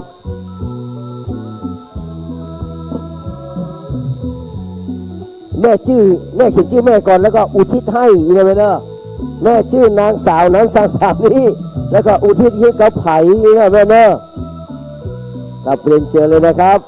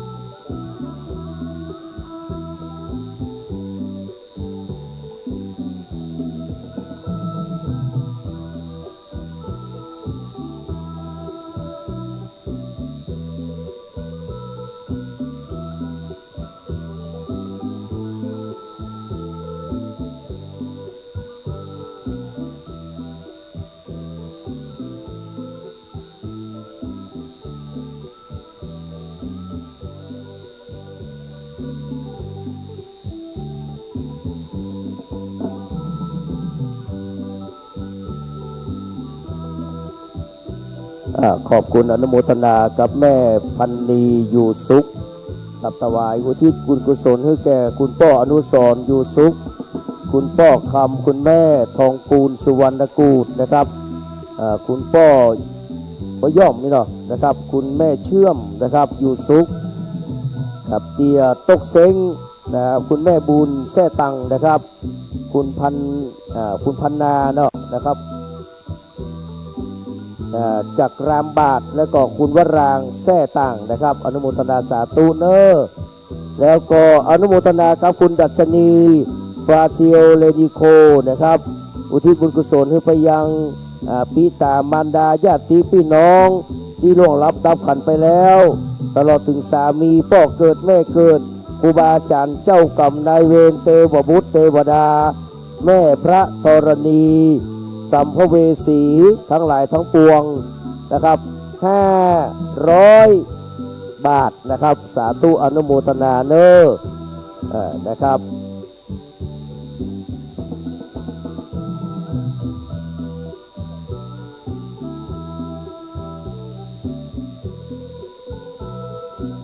กับอนุโมทนาสาธุการกับพี่น้องศรัทธาสาธุชนทุกคนทุกท่านนะครับที่ได้มาร่วมทำบุญทักษิณานุปทานถ้ามีเวลาก็รวดเลยเนอะนะครับตึ้งทุ่มในวันนี้นะครับเวลาที่เราจะได้ทำพิธีพุทธาภิเษกอบรมสมโภชพระพุทธเจ้าพุทธรูปที่อยู่ตรงบนนะครับศาลาแห่งนี้นะครับในมนต์พระสงฆ์เจ้ามาเจริญพระพุทธมนต์สวดมนต์ตันพร้อมกับอธิษฐานจิตนั่งปรกนะครับเต้นธรรมสวดเบิกนี่2 คณะเลยนะครับจนถึงตี 2ครับจากนั้นก็จะได้กวนเข้ามาทุกปญาติตัวนะครับ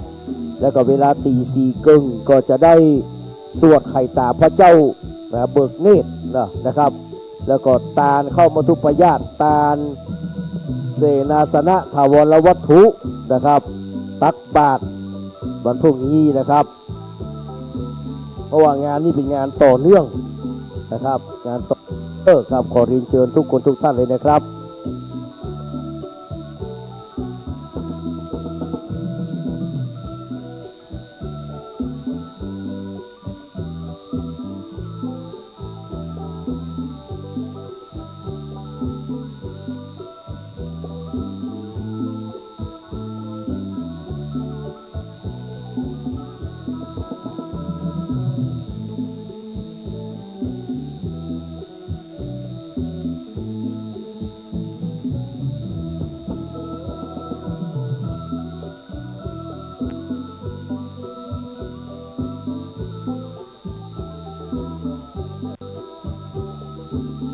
ขออนุโมทนากับคุณพันนีคุ้มถนอม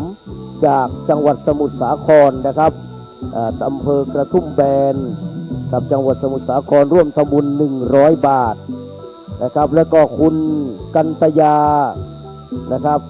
พรินชัยนะครับร่วมทำบุญมาอีกนะครับขออนุโมทนาสาธุเนอครับเอาเขียนชื่อนี่ก็ได้นะไหมเนอเขียนชื่อแล้วก็ตางจอมนี่ก็ได้นะครับกับอนุโมทนาสาธุเนอะเดี๋ยวให้ท่านแกนไปใส่เอากันแล้วกันนะครับขอเอาอนุญาตไว้ในนี้ก่อนนะครับ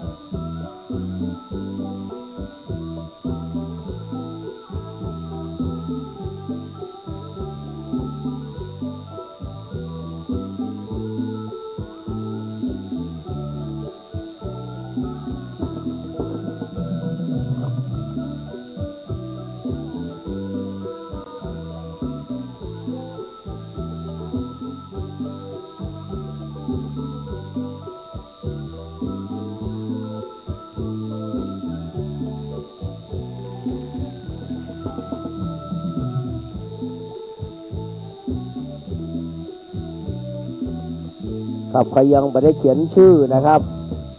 บรรพบุรุษบรรพสตรีบรรพชนนะครับก็มาเขียนชื่อเนอะเขียนชื่อตัวเก่าก่อนนะครับเขียนชื่อตัวเองในฐานะเป็นลูกหลานในฐานะเป็นเจ้าภาพแล้วจะอุทิศบุญกุศลให้ใครนะครับ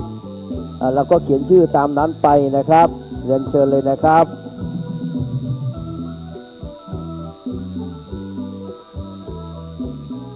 เรียนเชิญบรรดาพ่อพี่น้องศรัทธาสาธุชนทุกคนทุกท่านเลยครับนี้เวลา 14:40 นาทีแล้วนะครับ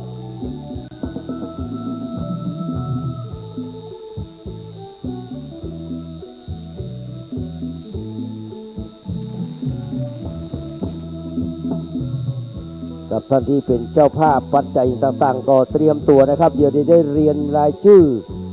ของบรรดาพ่อพี่น้องเนอนะครับที่ได้ร่วมเป็นเจ้าภาพสังฆทานนะครับได้เข้าน้อมถวายจตุปัจจัยทายธรรมแด่พระสงฆ์เจ้านะครับจำนวน18รูปในวันนี้นะครับอนุโมทนาครับคุณพันนีอยู่สุขเนาะอันนี้ได้อ่านไปเรียบร้อยแล้วครับเรียบร้อยแล้วนะครับตะกี้เรียบร้อยแล้วสาธุอนุโมทนานะครับ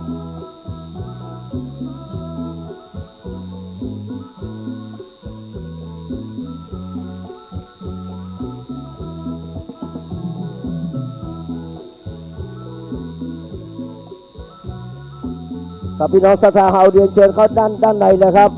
เรียนเชิญเลยครับกับอนุโมทนาครับคุณนัทสุพิชาชื่นสกุลพัฒน์กับชื่นสกุลพัฒน์นะครับอุทิศบุญกุศลให้กับพ่อแม่ญาติพี่น้องปู่ย่าตายายและลูกหลานบรรพบุรุษ100บารมีนะครับสาธุอนุโมทนานะครับ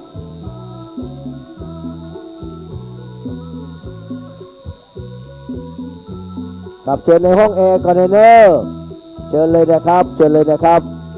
ครับเชิญในห้องแอร์เลยนะครับเดี๋ยวเวลา 15 นาฬิกาเราจะได้ประกอบพิธีทักษิณานุปทานนะครับอุทิศบุญกุศลกับถวายแด่พระครูบาเจ้าศรีวิชัยครูบาศีลธรรมนะครับครูบาปัญญาราชครูเมืองเชียงใหม่ผู้สร้างวัดสันขยอมหลวงพ่อพระครูโอภาสวิหารกิจนะครับอนุโมทนาสาธุกับคุณแม่ยุพินโอทากิเนาะพร้อมด้วยลูกนะครับอุทานไปหาป้อปั่นแม่ใสหลวงแปงนะครับหลวงปิงนะครับแล้วก็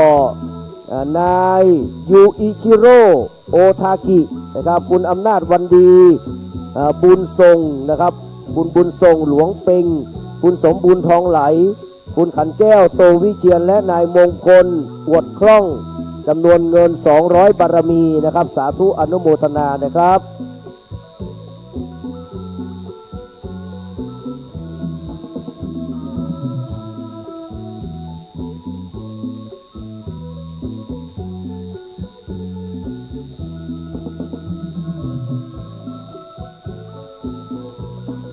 อาจารย์กรินนะครับพวกอินแสงนะครับกระบี่มือหนึ่งนะครับของเชียงใหม่นะครับท่านจะได้มาประกอบพิธีในช่วงนะครับพุทธาพิเศษจนถึงแม่เจ้านะอาจารย์กรินจะนอนนี่นะครับแม่เจ้าตัวนะครับจนถึงตาลเรียบร้อยครับถวายการต้อนรับท่านพระคุณเจ้าพระมหาเถรานุเถระเนอครับนิมนต์ทางด้านในนะครับ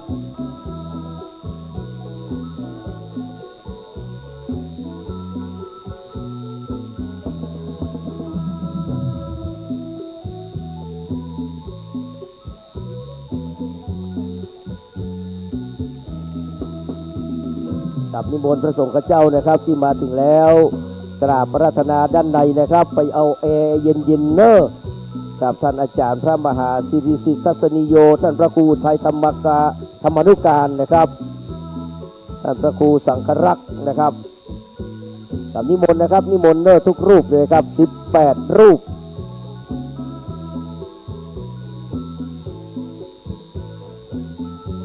กับนิมนต์พระสงฆ์เจ้านะครับแล้วก็เชิญชวนพี่น้องศรัทธาเฮาเนอร์เข้าไปทางด้านในนะครับเข้าไปทางด้านในเนอร์กับนิมนต์นะครับท่านพระครูเจ้านะครับที่มาถึงแล้วกราบอาราธนานะครับนิมนต์ทางด้านในนะครับมารับพิธีทักษิณานุปทานนะครับนิมนต์ด้านในนะครับเอาแอร์เย็นๆเนอร์ครับตอนนี้ก็เริ่มทยอยมานะครับและเรียนเชิญพี่น้องศรัทธาเฮาเข้าไปทางด้านในนะครับ เข้าไปด้านในให้เรียบร้อยนะครับกับเวลา 13 นาฬิกานะครับจะได้ประกอบพิธีทักษิณานุปทานกิจนะครับอุทิศบุญกุศลเพื่อกับบุรพาจารย์บรรพชนบรรพสตรีบรรพบุรุษนะครับเจ้ากรรมนายเวรญาติพี่น้องเทวบุตรเทวดาเสื้อวัดเสื้อวาทั้งหลายนะครับที่ได้ปกปักอารักขานะครับและปฏิสถานยังฐานันตระอันวิเศษของวัดนะครับสันขยอมแห่งนี้นะครับ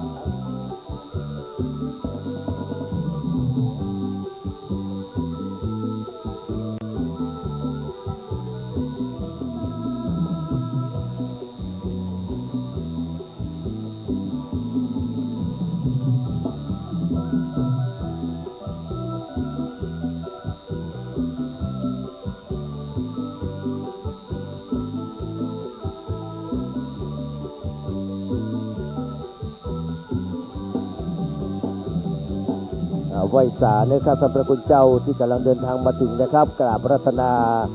ด้านในศาลาเลยนะครับจันนึ่งนะครับกับท่านอยู่วัดมงคลเศรษฐีนะครับได้เมตตาเดินทางมาถึงแล้ว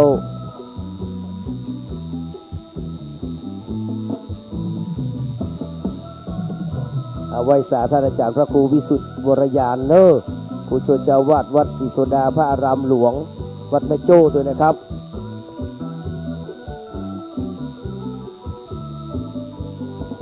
ศรัทธาเฮา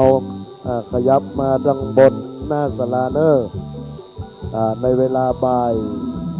3 โมงโดยประมาณแล้วเราจะได้ประกอบพิธีดังด้านศาสนาในวาระโอกาสวันนี้นั้นเป็นวันที่เราจะเริ่มกินเริ่มทานก็เรียนเชิญศรัทธามาดังในพิเนอร์ดังหน้าศาลานั่งดังในศาลาก็ได้นะเชิญเข้ามาในศาลาเลยเนอะในขณะนี้ขอเรียนเชิญท่านนิมนต์พระคุณเจ้าในศาลาเนี่ยครับ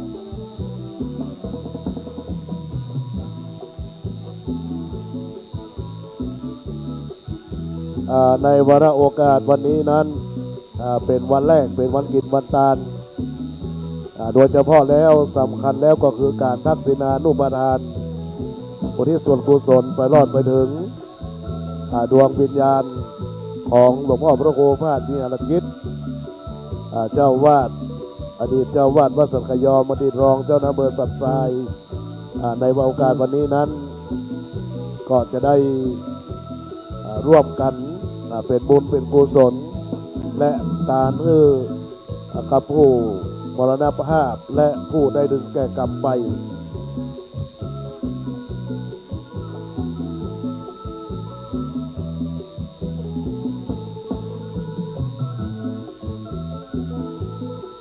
กับนิมนต์เนอร์พระสงฆ์ข้าเจ้านะครับเมื่อถึงเวลาแล้วจะได้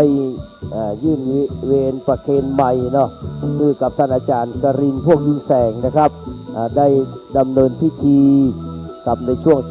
15 นาฬิกานะครับเมื่อพระสงฆ์ข้าเจ้ามาพร้อมแล้วท่านอาจารย์กรินทร์พวกยิ่งแสงจะได้นำพี่น้องศรัทธาทั้งหลายเข้าสู่พิธีทางศาสนาในงานทักษิณานุปทานกิจในวันนี้นะครับขออนุโมทนาสาธุการกับเจ้าภาพสังฆทานเจ้าภาพโรงทานเจ้าภาพที่ได้รับพระนะครับเศรษฐีจามเทวีซุ้มเรือนแก้วที่จะรับจากมือของนะครับท่านหม่อมหลวงสรารีกิติยากรนะครับในวันที่27นะครับกุมภาพันธ์นี้นะครับกับนิมนต์พระสงฆ์ข้าเจ้าที่เมตตาเดินทางมาถึงแล้วนะครับกับได้กราบพระรัตนาเข้าในศาลาชั้น 1นะครับศาลาอาคารปฏิบัติธรรมสภามหาเถรานุสรณ์ปู่นะครับอาจาริยบูชาคุณนะครับ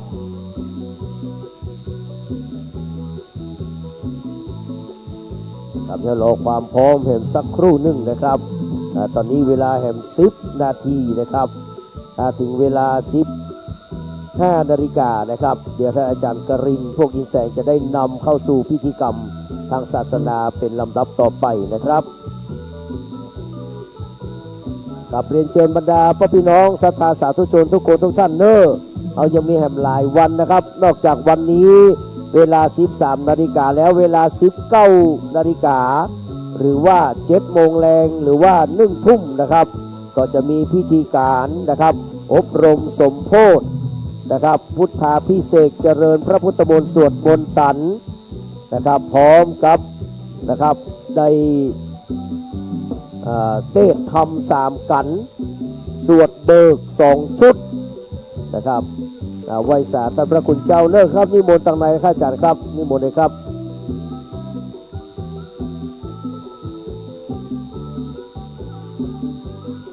ครับนิมนต์หลวงพ่อวัดไคหลวงนะครับหนองไคหลวงนะครับเป็นหนองไคสีไซมูลเนาะโอ้ขอบพระคุณครับตะกี้ผมกินอันนี้ผมเอากินสีขาวต่อ ขอบคุณอนุโมทนาครับขอบคุณครับครับนิมนต์เลิกครับมาถึงแล้วนิมนต์เลยครับกับพี่น้องศรัทธาเฮาเตอร์เนอร์ครับเรียนเจอเลยนะครับตอนช่วงเย็นก็ยังมีอยู่นะครับอยู่ด้วยกันคืนหุ้งจนรุ่งแจ้งเนอะครับก็ตี2 เกิงนะครับจะแล้วนะครับในการสวดเบิกเสร็จแล้วก็จะได้ไข่ตาพระเจ้าในเวลาตี 4 เกิงพระอาจารย์กลินจะอยู่วันค่ำคืนหุ้งไม่เจ้าเลยนะครับวันพรุ่งนี้จะได้ลวดนะครับเวรเข้ามาทุกปญาติตัวเวรตานกล่าวคำถวาย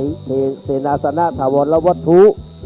ในวันพรุ่งนี้ตัวนะครับครับไหว้สาพระสงฆ์ข้าเจ้านะครับนิมนต์เนอร์จากวัดสันทรายมูลเนาะอาจารย์ประโยชน์นะครับนิมนต์เนอร์นิมนต์เลยนะครับอาจารย์ประโยชน์อาจารย์วิรพงศ์ครับนิมนต์ด้านในนะครับ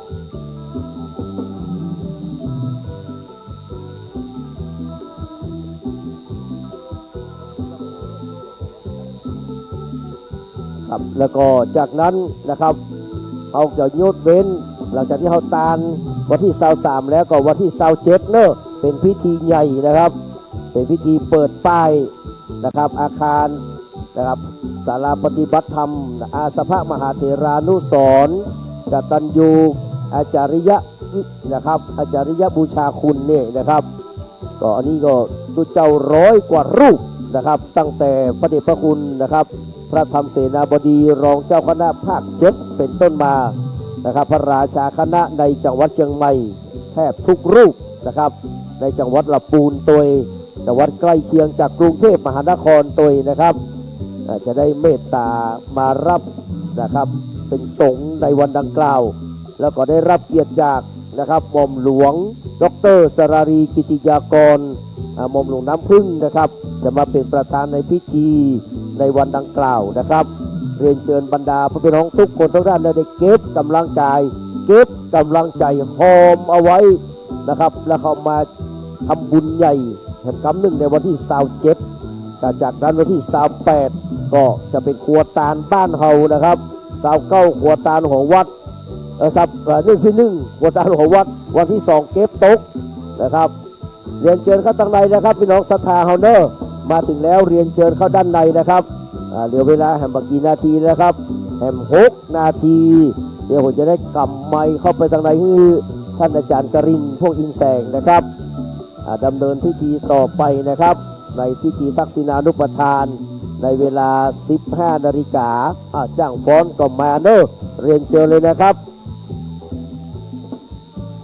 กับเรียนเชิญเนอะกับเข้าไปทางในนะครับป้อยแม่บะเป็นครับใส่เสื้ออะไรก็ไปได้ทั้งนั้นนะครับไม่มีจำกัดเอาแอร์เย็นๆข้างในนะครับเรียนเชิญครับ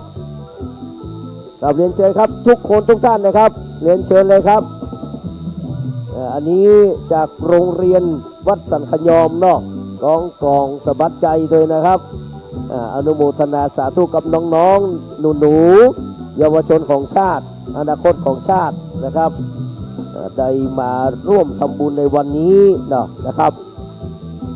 อนุโมทนาสาธุเน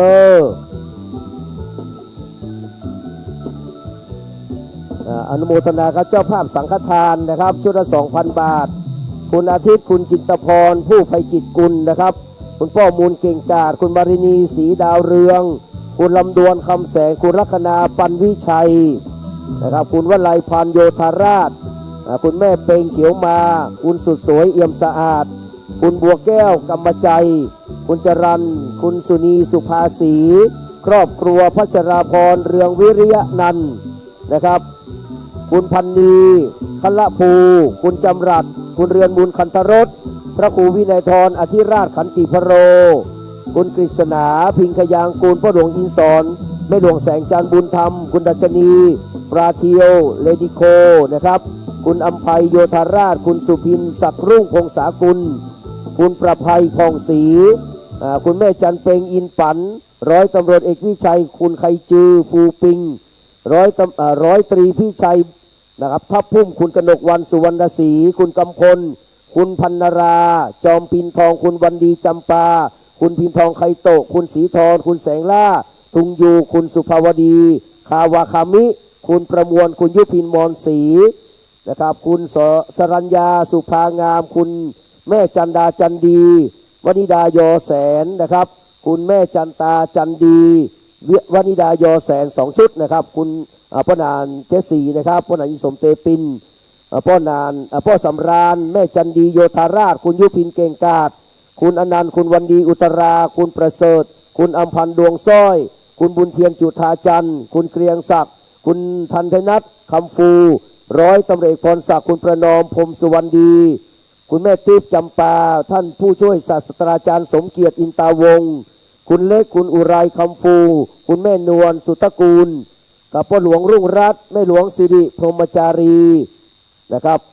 คุณบัวคำคุณยศยิ่งคุณทวีคุณวลัยติ๊บแก้วคุณจุนบำรุงคุณอำนวยแทนกลางกับแม่จันโสมจิโนตันพ่อเชิดเกียรติคุณจันสะฉายชัยมั่นคุณสมวงศ์คุณพองศรีจอมมูลคุณชำนาญคุณอัมพาคเที่ยงคุณบุญธรรมคุณกุลชลินสุขเพชรีคุณพ่อสุชาติคุณแม่โสภินปัญญาตวนร้อยตำรวจเอกวิชัยคุณไหจือฟูปิงคุณชัดชาญคุณชลิดาเอกชัยพัฒนกุลคุณอนันต์คุณวันดีอุตราคุณจันตาคุณสำอางศรีดาวเรืองคุณบุญเลิศคุณคำมูลแสนคำคุณนพพรโอวัฒสารและก็คุณสิรานีคันทวังขออนุโมทนาสาธุกับเจ้าภาพปัจจัยนะครับสังฆทาน 2,000 บาทกับจากนี้ไปจะได้เข้าไปสู่พิธีกรรมทางศาสนาครับจะได้มอบรอแห่งสักคำด้วยเนาะนะครับรอท่านพระคุณเจ้ามาครบนะครับรอสัญญาณจากท่านพระครูปลัดนะครับกิติพงศ์กิติโสพโนท่านผู้ช่วยเจ้าวาดนะครับเรียนเชิญพี่น้องศรัทธาที่กำลังมาครับเรียนเชิญเข้าด้านในเนอะเอาแอร์เย็นๆนะจ๊ะนะครับเอาแอร์เย็นๆเนอะอยู่ด้านในนะครับเรียนเชิญเลยครับอันนี้เพื่อจะมาทำบุญอยู่นี่นะครับกำซองมาแล้วไม่พลาดแน่นอนเดี๋ยวขออ่านชื่อได้ไหมครับคุณเกียรติศักดิ์คุณกฤษคุณศิริรักษ์นะครับเพียรผลดีสกุลนะครับ500 บาทสาธุอนุโมทนานะครับสาธุอนุโมทนาแล้วก็ศรัทธานางสาวจันดียอเสนเนาะ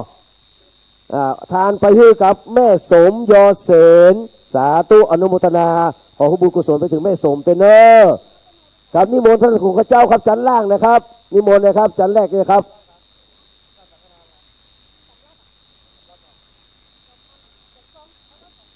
แล้วก็เพื่อนทับ2 สังอ่านชื่อไปแล้วเนาะนางสาวจันตายอเสนนางสาวจันดีโยเสนและก็นางสาววนิดายอเสนถวายทานไว้ในภายภาคหน้าอันนี้อุทิศในอุทัยวันภาคหน้าเนาะสาธุสาธุอนุโมทนาเรียนเชิญด้านในนะจ๊ะเรียนเชิญด้านในนะครับรอความพร้อมที่ท่านอาจารย์ทรงสัญญาแล้วผมจะได้นำไม้นะครับไปมอบให้กับท่านอาจารย์กรินทร์พวกอีกแสงนะครับกับรอสักครู่หนึ่งนะครับใจเย็นๆเพราะทักษิณานี้ไม่นานเนาะครับทักษิณานั้นไม่นานนะครับแต่ทำทานได้จุใจนะฮะอุทิศกุศลให้นะครับผู้ล่วงลับไปทุกท่านนะครับเรียนเชิญพี่น้องเนอะเหลืออีก3 รูปใจเย็นๆนะครับให้ครบองค์สงฆ์18 รูปก่อนนะครับเตรียมตัวพร้อมพี่น้องศรัทธาเนอะ แต่ถ้าไผ่การแอแพ้แอนะครับก็นั่งด้านนอกได้ไม่เป็นไรนะครับเวลาเปิ้นห้องชื่อเข้าไปถวายถ้าอยู่ด้านนอกก็เข้าไปตุยเนอร์นะครับกับรอแป๊บหนึ่งเนอร์ด้านในนะครับรอแป๊บหนึ่งนะครับนิมนต์ครับหลวงพี่ครับนิมนต์ครับวัดเข้าเต้นหลวงเนาะครับนิมนต์เลยครับตั้งด้านในหลวงพี่เนอะนะครับอีกสองรูปนะครับครับนี่นะครับตัวนี้แหละครับครับชั้นหนึ่งนี้นะครับครับนิมนต์เลยครับเหลืออีกสองรูปนะครับอาจารย์แกนว่าให้ครบ18 รูปก่อนนะครับครับครบ18 รูปแล้วเราจะได้เริ่มทำพิธีเลยนะครับนิมนต์นะครับพระสงฆ์เจ้าที่ได้กราบพระราธนามารับทักษิณานุปทานนะครับในวันนี้นะครับกราบพระราธนาเนื่อมาถึงแล้วที่ศาลาอาคารนะครับปฏิบัติธรรมชั้นหนึ่งนะครับของวัดสันขยอมนะครับนิมนต์เลยนะครับแล้วก็เรียนเชิญพี่น้องศรัทธาเฮาเนอร์นะครับเข้าไปในประรำพิธีเลยนะครับในบริเวณที่จัดพิธีเลยมีห้องแอร์เย็นๆเป็นที่สัปปายะนะครับแต่ถ้าไผ่สู้แอร์มาได้ก็ออกมานอกข้างนอกมาเป็นอย่างนะครับกับสาธุอนุโมทนาที่ท่านได้นำปัจจัยมาร่วมทำบุญทักษิณานุปทานในวันนี้ได้กิจกรรมประกาศรายชื่อเขาข้างที่ทำบุญและอุทิศถึงไปแล้วนะครับนิมนต์เนอพระสงฆ์เจ้าที่ได้กราบอาราธนามานะครับตอนนี้เหลือ2 รูปนะจ๊ะเนาะกับเหลืออีก2 รูปรอให้ครบนะครับเรียนเชิญพี่น้องศรัทธาเขาที่กำลังเดินทางมาถึงเนอเข้าไปในด้านในชั้นหนึ่งนี่นะครับเข้าไปในด้านในชั้นหนึ่งเลยนะครับรอความพร้อมของท่านพระคุณเจ้าแห่ง2 รูปนะครับแล้วเราจะได้เริ่มทำพิธีครับสวัสดีทุกท่านนะครับเรียนเชิญนะครับชั้นหนึ่งนี้นะครับ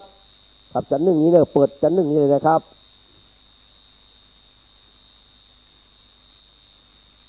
กับวันนี้ก็อาจจะเลยเวลาไปสักหน่อยครับนิมนต์เนอร์นะครับที่มาแล้วนะครับเดี๋ยวจะรอสัญญาณความพร้อมจากท่านอาจารย์ดร.แก่นนะครับท่านพระครูปรัตกิติพงศ์กิติโสพโนได้ส่งสัญญาณมาของท่านอาจารย์สถิธุราธรเจ้าวาดนะครับได้ส่งสัญญาณมาแล้วเราจะได้เริ่มประกอบพิธีนะครับเป็นวันรอแห่งสักครู่หนึ่งนะครับไอ้แม่ที่มาแล้วก็เรียนเชิญนะแม่เนอชั้นหนึ่งนี่ครับเรียนเชิญแม่เลยครับกับเรียนเชิญแม่เลยนะครับชั้นหนึ่งนี้นะครับ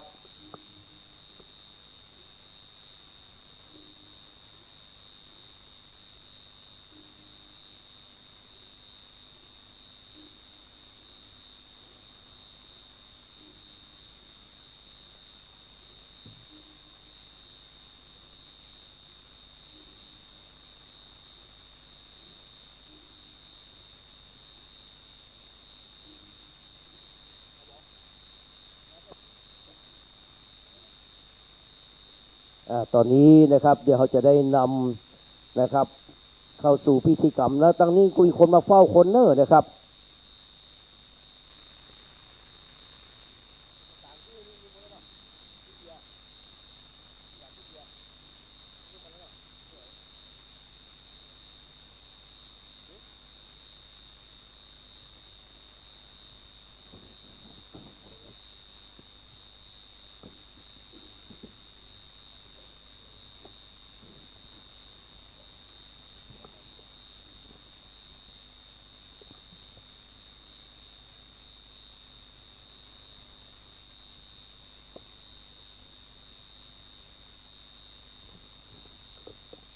กับตอนนี้เราจะได้เริ่มประกอบพิธีทางศาสนานะครับโดยท่านอาจารย์กรินทร์พวกยินแสงนะครับจะได้นำบรรดาพ่อพี่น้องศรัทธาสาธุชนทุกคนทุกท่านนะครับทั้งที่อยู่ที่วัดนี้และทั้งที่ได้สดับรับฟังอยู่ตั้งสถานีคลื่น 104.50 เมกะเฮิรตซ์นะครับตั้งจิตตั้งใจเน้อนะครับ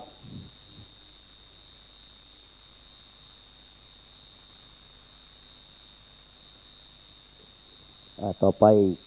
กับพวกกับท่านอาจารย์กรินทร์พวกยินแสงเนี่ยนะครับ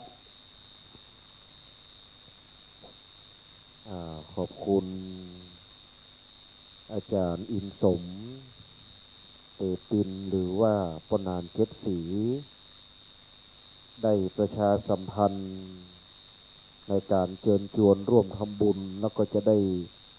อยู่ร่วมพิธีและจะได้เกณฑ์ปฏิกระปออาจารย์มานั่งด้วยกันเพ่ได้เป็นฝ่ายประชาสัมพันธ์มาตั้งแต่เช้าจนบ่ายแล้วมาแรงบุตรจะไปเมืองลังไปปฏิบัติหน้าที่ในตอนบ่ายวันนี้ตรงกับเดือน5แรมได้10 ค่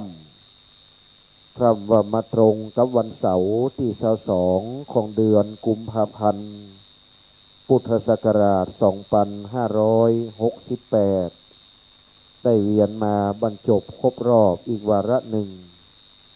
ในโอกาสวันนี้นั้นอันดับแรกกล่าวขอกราบนมัสการถวายความเคารพนบกราบเป็นต้นเป็นประธานนบน้อมกราบพระพุทธปฏิมากรพระพุทธรูปอันได้ประดิษฐานพระปนาตั้งไว้ในวิหารไม้สักทองโรงอุโบสถไม้สักทองและพระธาตุเจ้าเจดีย์อันศักดิ์สิทธิ์ประดิษฐานตั้งไว้ในวัดสันขยอมอันเป็นฐานันตรวิเศษที่นี่ขอนบกราบสารูป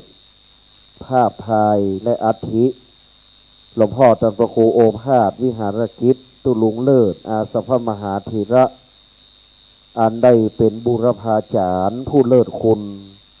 เป็นพระมหาเถระผู้ถึงแก่มรณภาพที่มีคุณูปการต่อวัดตุลุงเลิศหรือตุนาเลิศและสารูปบุรพาจารย์ทุกรูปที่มรณภาพไปวันนี้ถวายความเคารพถวายการต้อนรับท่านอาจารย์พระครูวิสุทธิวรยานท่านอาจารย์วัดแม่โจ้ผู้ช่วยเจ้าวาดวัดศรีโสดาพระรามหลวงท่านอาจารย์พระครูอดุลบรปัญญาเจ้าคณะตำบลหนองจอมวัดฟ้ามุ้ยท่านพระครูอุทัยธรรมานุการเลขานุการรองเจ้าคณะอำเภอสันทรายวัดศรีไซมูลหนองไข่เทวดาเป็นต้นวันนี้ท่านอาจารย์พระครูสถิตทุลาธรพร้อมโดยท่านอาจารย์พระครูปลัดกิติพงศ์กิติโสพโนด็อกเตอร์พร้อมโดยศรัทธาสันขยอมวัดเฮาหลายหมู่บ้านถึงบ้านจัดสรรตยสันขยอมเป็นวัดใหญ่เวลากินตาลหยาดน้ำเขาจะกินใหญ่ตาลหลวงทุกครั้งวันนี้ศรัทธาวัดเฮานับตั้งแต่วันนี้เป็นต้นไป22จะไปสิ้นสุดเอาวันที่28พุ่นนะครับเด้อดังนั้นศรัทธาวัดเฮาว่าบันนึงเข้าแล้ววะมันยังได้ไปขีดวัดพุ่นวะวันนี้22ถึง2 มีนาบุกคนดูเขาว่าสันขยอมไปพุ่นไปวัดพุ่นเตอว่างด1เข้า1 เดือนวะตุลุงดร.แกนว่าเลี้ยงเต็มที่ดังนั้นวันนี้เป็นวันแรกเป็นวันเริ่มต้นของการจัดงานดังนั้นวันที่1วันแรกพิธีปล่อยหลวงเนี่ยอันแรกสูตรบอกว่าวัดใดเมืองใดเปิ้นจะต้องทักษิณาทานก่อนพิธีใดๆก็ตามจะเกิดขึ้นครั้งแรกจะต้องทานหาคนไปบ่มาเหี่ยก่อนบอกว่าจะกินใหญ่ทานหลวงอย่างใดก็จ้างอันนี้จะต้องเริ่มขึ้นเบอร์ 1เริ่มเบอร์อื่นไม่ได้ดังนั้นพิธีนี้เรียกว่ากตัญญูกตเวทิตาธรรมดังนั้นอันนี้จะต้องเริ่มขึ้นเป็นพิธีแรกและแหมบึดเขาจะสมโภช27เขาจะถวายทานสิ่งก่อสร้างเพราะห้องว่าวันหยาดน้ำหลังจากนั้นจะแห่ขวดทานเจ้าบ้านขวดทานหัววัดดังนั้นฮีดครูบาเจ้าศีลธรรมศรีวิจัยจะไปกินก่อนทานลูเนอร์ทานก่อนแล้วก็กินดังนั้นวันนี้พิธีการแรกในการปล่อยหลวงอันดับแรกเบอร์ 1จะต้องทักษิณานุปทานทานหาผู้มรณภาพผู้มรณกรรมบูรพาจารย์บุพการีชนขึ้นเฮก่อนดังนั้นครูบาอาจารย์เจ้าได้สร้างวัดแปลงวามาเก่นครูบาอาจารย์ตนเก่าบะเก่าแต่โบราณอันมีครูบาเจ้าศรีวิจัยเป็นต้นและวัดเฮานั้น อันว่าพระครูบาเจ้าปัญญาราชครูเมืองเชียงใหม่ได้เป็นผู้สร้างวัดสันขยอมมาแต่แรกดังนั้นถือเป็นวัดแห่งมหาปราชญ์ราชครูในสมัยโบราณดังนั้นวันนี้เราจะกินใหญ่ตาลหลวงต้องเอาดวงวิญญาณตั้นเขาเจ้าเหล่านั้นที่เปิ้นเคยกึดกินกึดตาลเปิ้นสร้างเปิ้นแปลงไว้เพื่อดวงวิญญาณมาหับหูหับทราบก่อนคนเฒ่าคนแก่อันเป็นพ่ออุ้ยแม่มอนปู่ย่าตาทวดบรรพบุรุษทั้งหลายเปิ้นเคยนอนวัดใส่บาตรฟังธรรมจางภาษาหรือที่เปิ้นเคยหอมตาลศาลานี้ไว้เฮาบ่ใช่แปลงปีเดียวแล้ว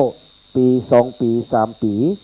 ลางเตื้อคนเฒ่าคนแก่ตั้นเขาเหล่านั้นหอมตาลไว้10 บาท20 บาท100 บาท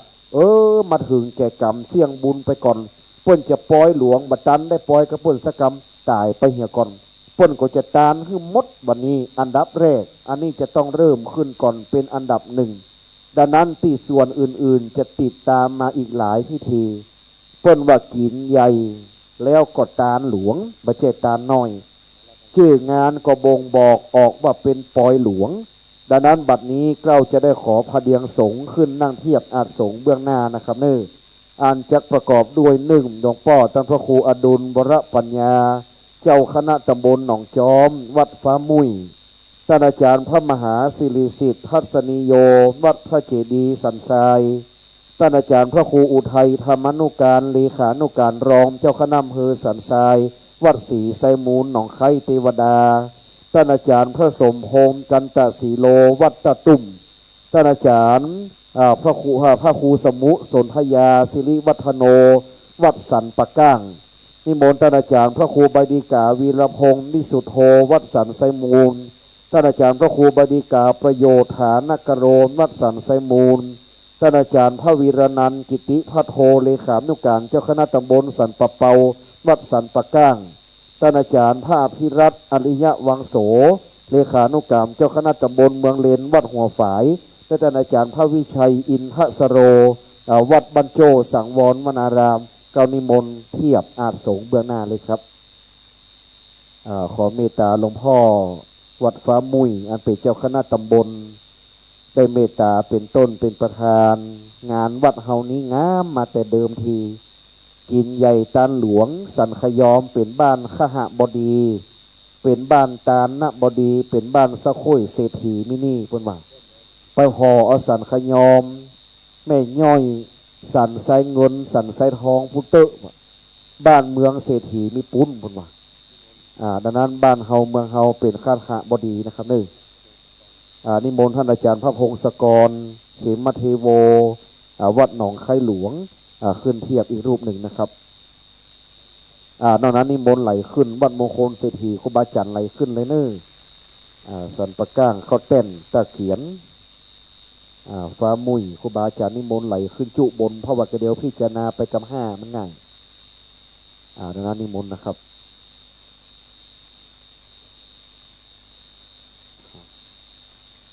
นิมนต์หลวงพ่อพระครูสถิตทุลธรขึ้นเทียบเก้าอี้แถวหน้าท่านอาจารย์พระครูวิสุทธิ์วรยานนิมนต์ขึ้นเทียบแถวหน้านะครับวันนี้เมตตาทั้ง2 รูปคณะสงฆ์องค์เนรวัดเฮานิมนต์เก้าอี้แดงเลยนะครับเนอจะได้เป็นเจ้าสมณะศรัทธาผู้เป็นเจ้าภาพตุนาดร.แก่นก็จะได้ดูแลความเรียบร้อยเป็นอย่างคณะสงฆ์เขานั่งได้เลยเตรียมความพร้อมคืองดงามวันนี้อาจจะบรรลายมาเป็นอย่างหนึ่ง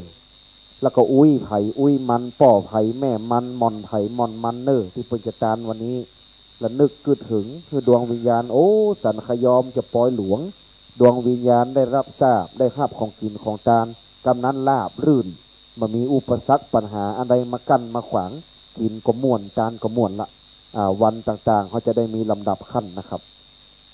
ได้เวลาอันสมเปิงกวนแล้วคณะสงฆ์สันทรายสันปับเปา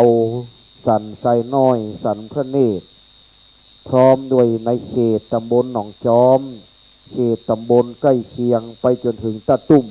สันพระเนตรครูบาอาจารย์เมตตาได้เดินทางมาเป็นชุดที่18 รูปแหมบืดเมื่อคืนก็แหมหลายรูปผู้มาเจ้าก็หลายรูป และ27อีกหลายรูปดังนั้นศรัทธาเฮาสู้แต่หนึ่งห้ามมือห้ามไข้ห้ามเจ็บห้ามไม่ห้ามไข้ห้ามหนาวอย่างใดก็ตามยาพาราเกียมไว้มันจะเมื่อยใส่เข้าไปเนิ่แต่เดือนมีนาบุญคนใดเมื่อยคนนั้นการเนิ่จดชื่อประเดี๋ยวเนี้ยบัดนี้เฮาจะลำลึกกึดถึงเป็นกตัญญูกตเวทิตาธรรมความดีนิมิตตังสาธุรูปนังเครื่องหมายของคนดีคือความกตัญญูพอคนดีพอไหน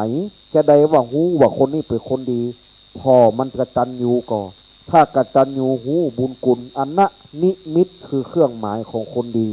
พระครูสถิตธุลาธรกับพระครูประหลัดกิติพงษ์และศรัทธาวัดเฮานึกถึงตุนาเลิศนึกถึงครูบาอาจารย์จะกินใหญ่ตานหลวงเพราะว่าเราเป็นคนดีได้เวลาสมเปิงกวนกล่าวขอนิมนต์ท่านอาจารย์พระครูสถิตธุลาธร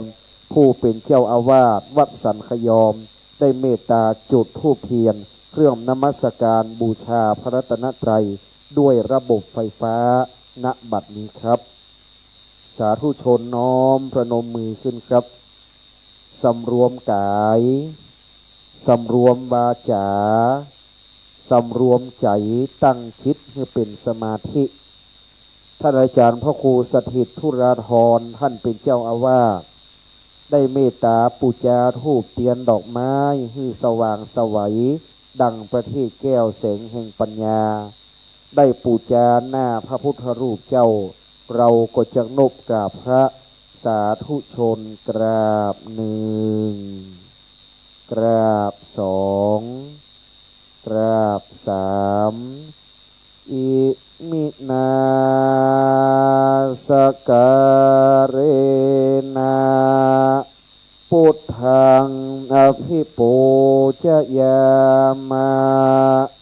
อิมินาสการะ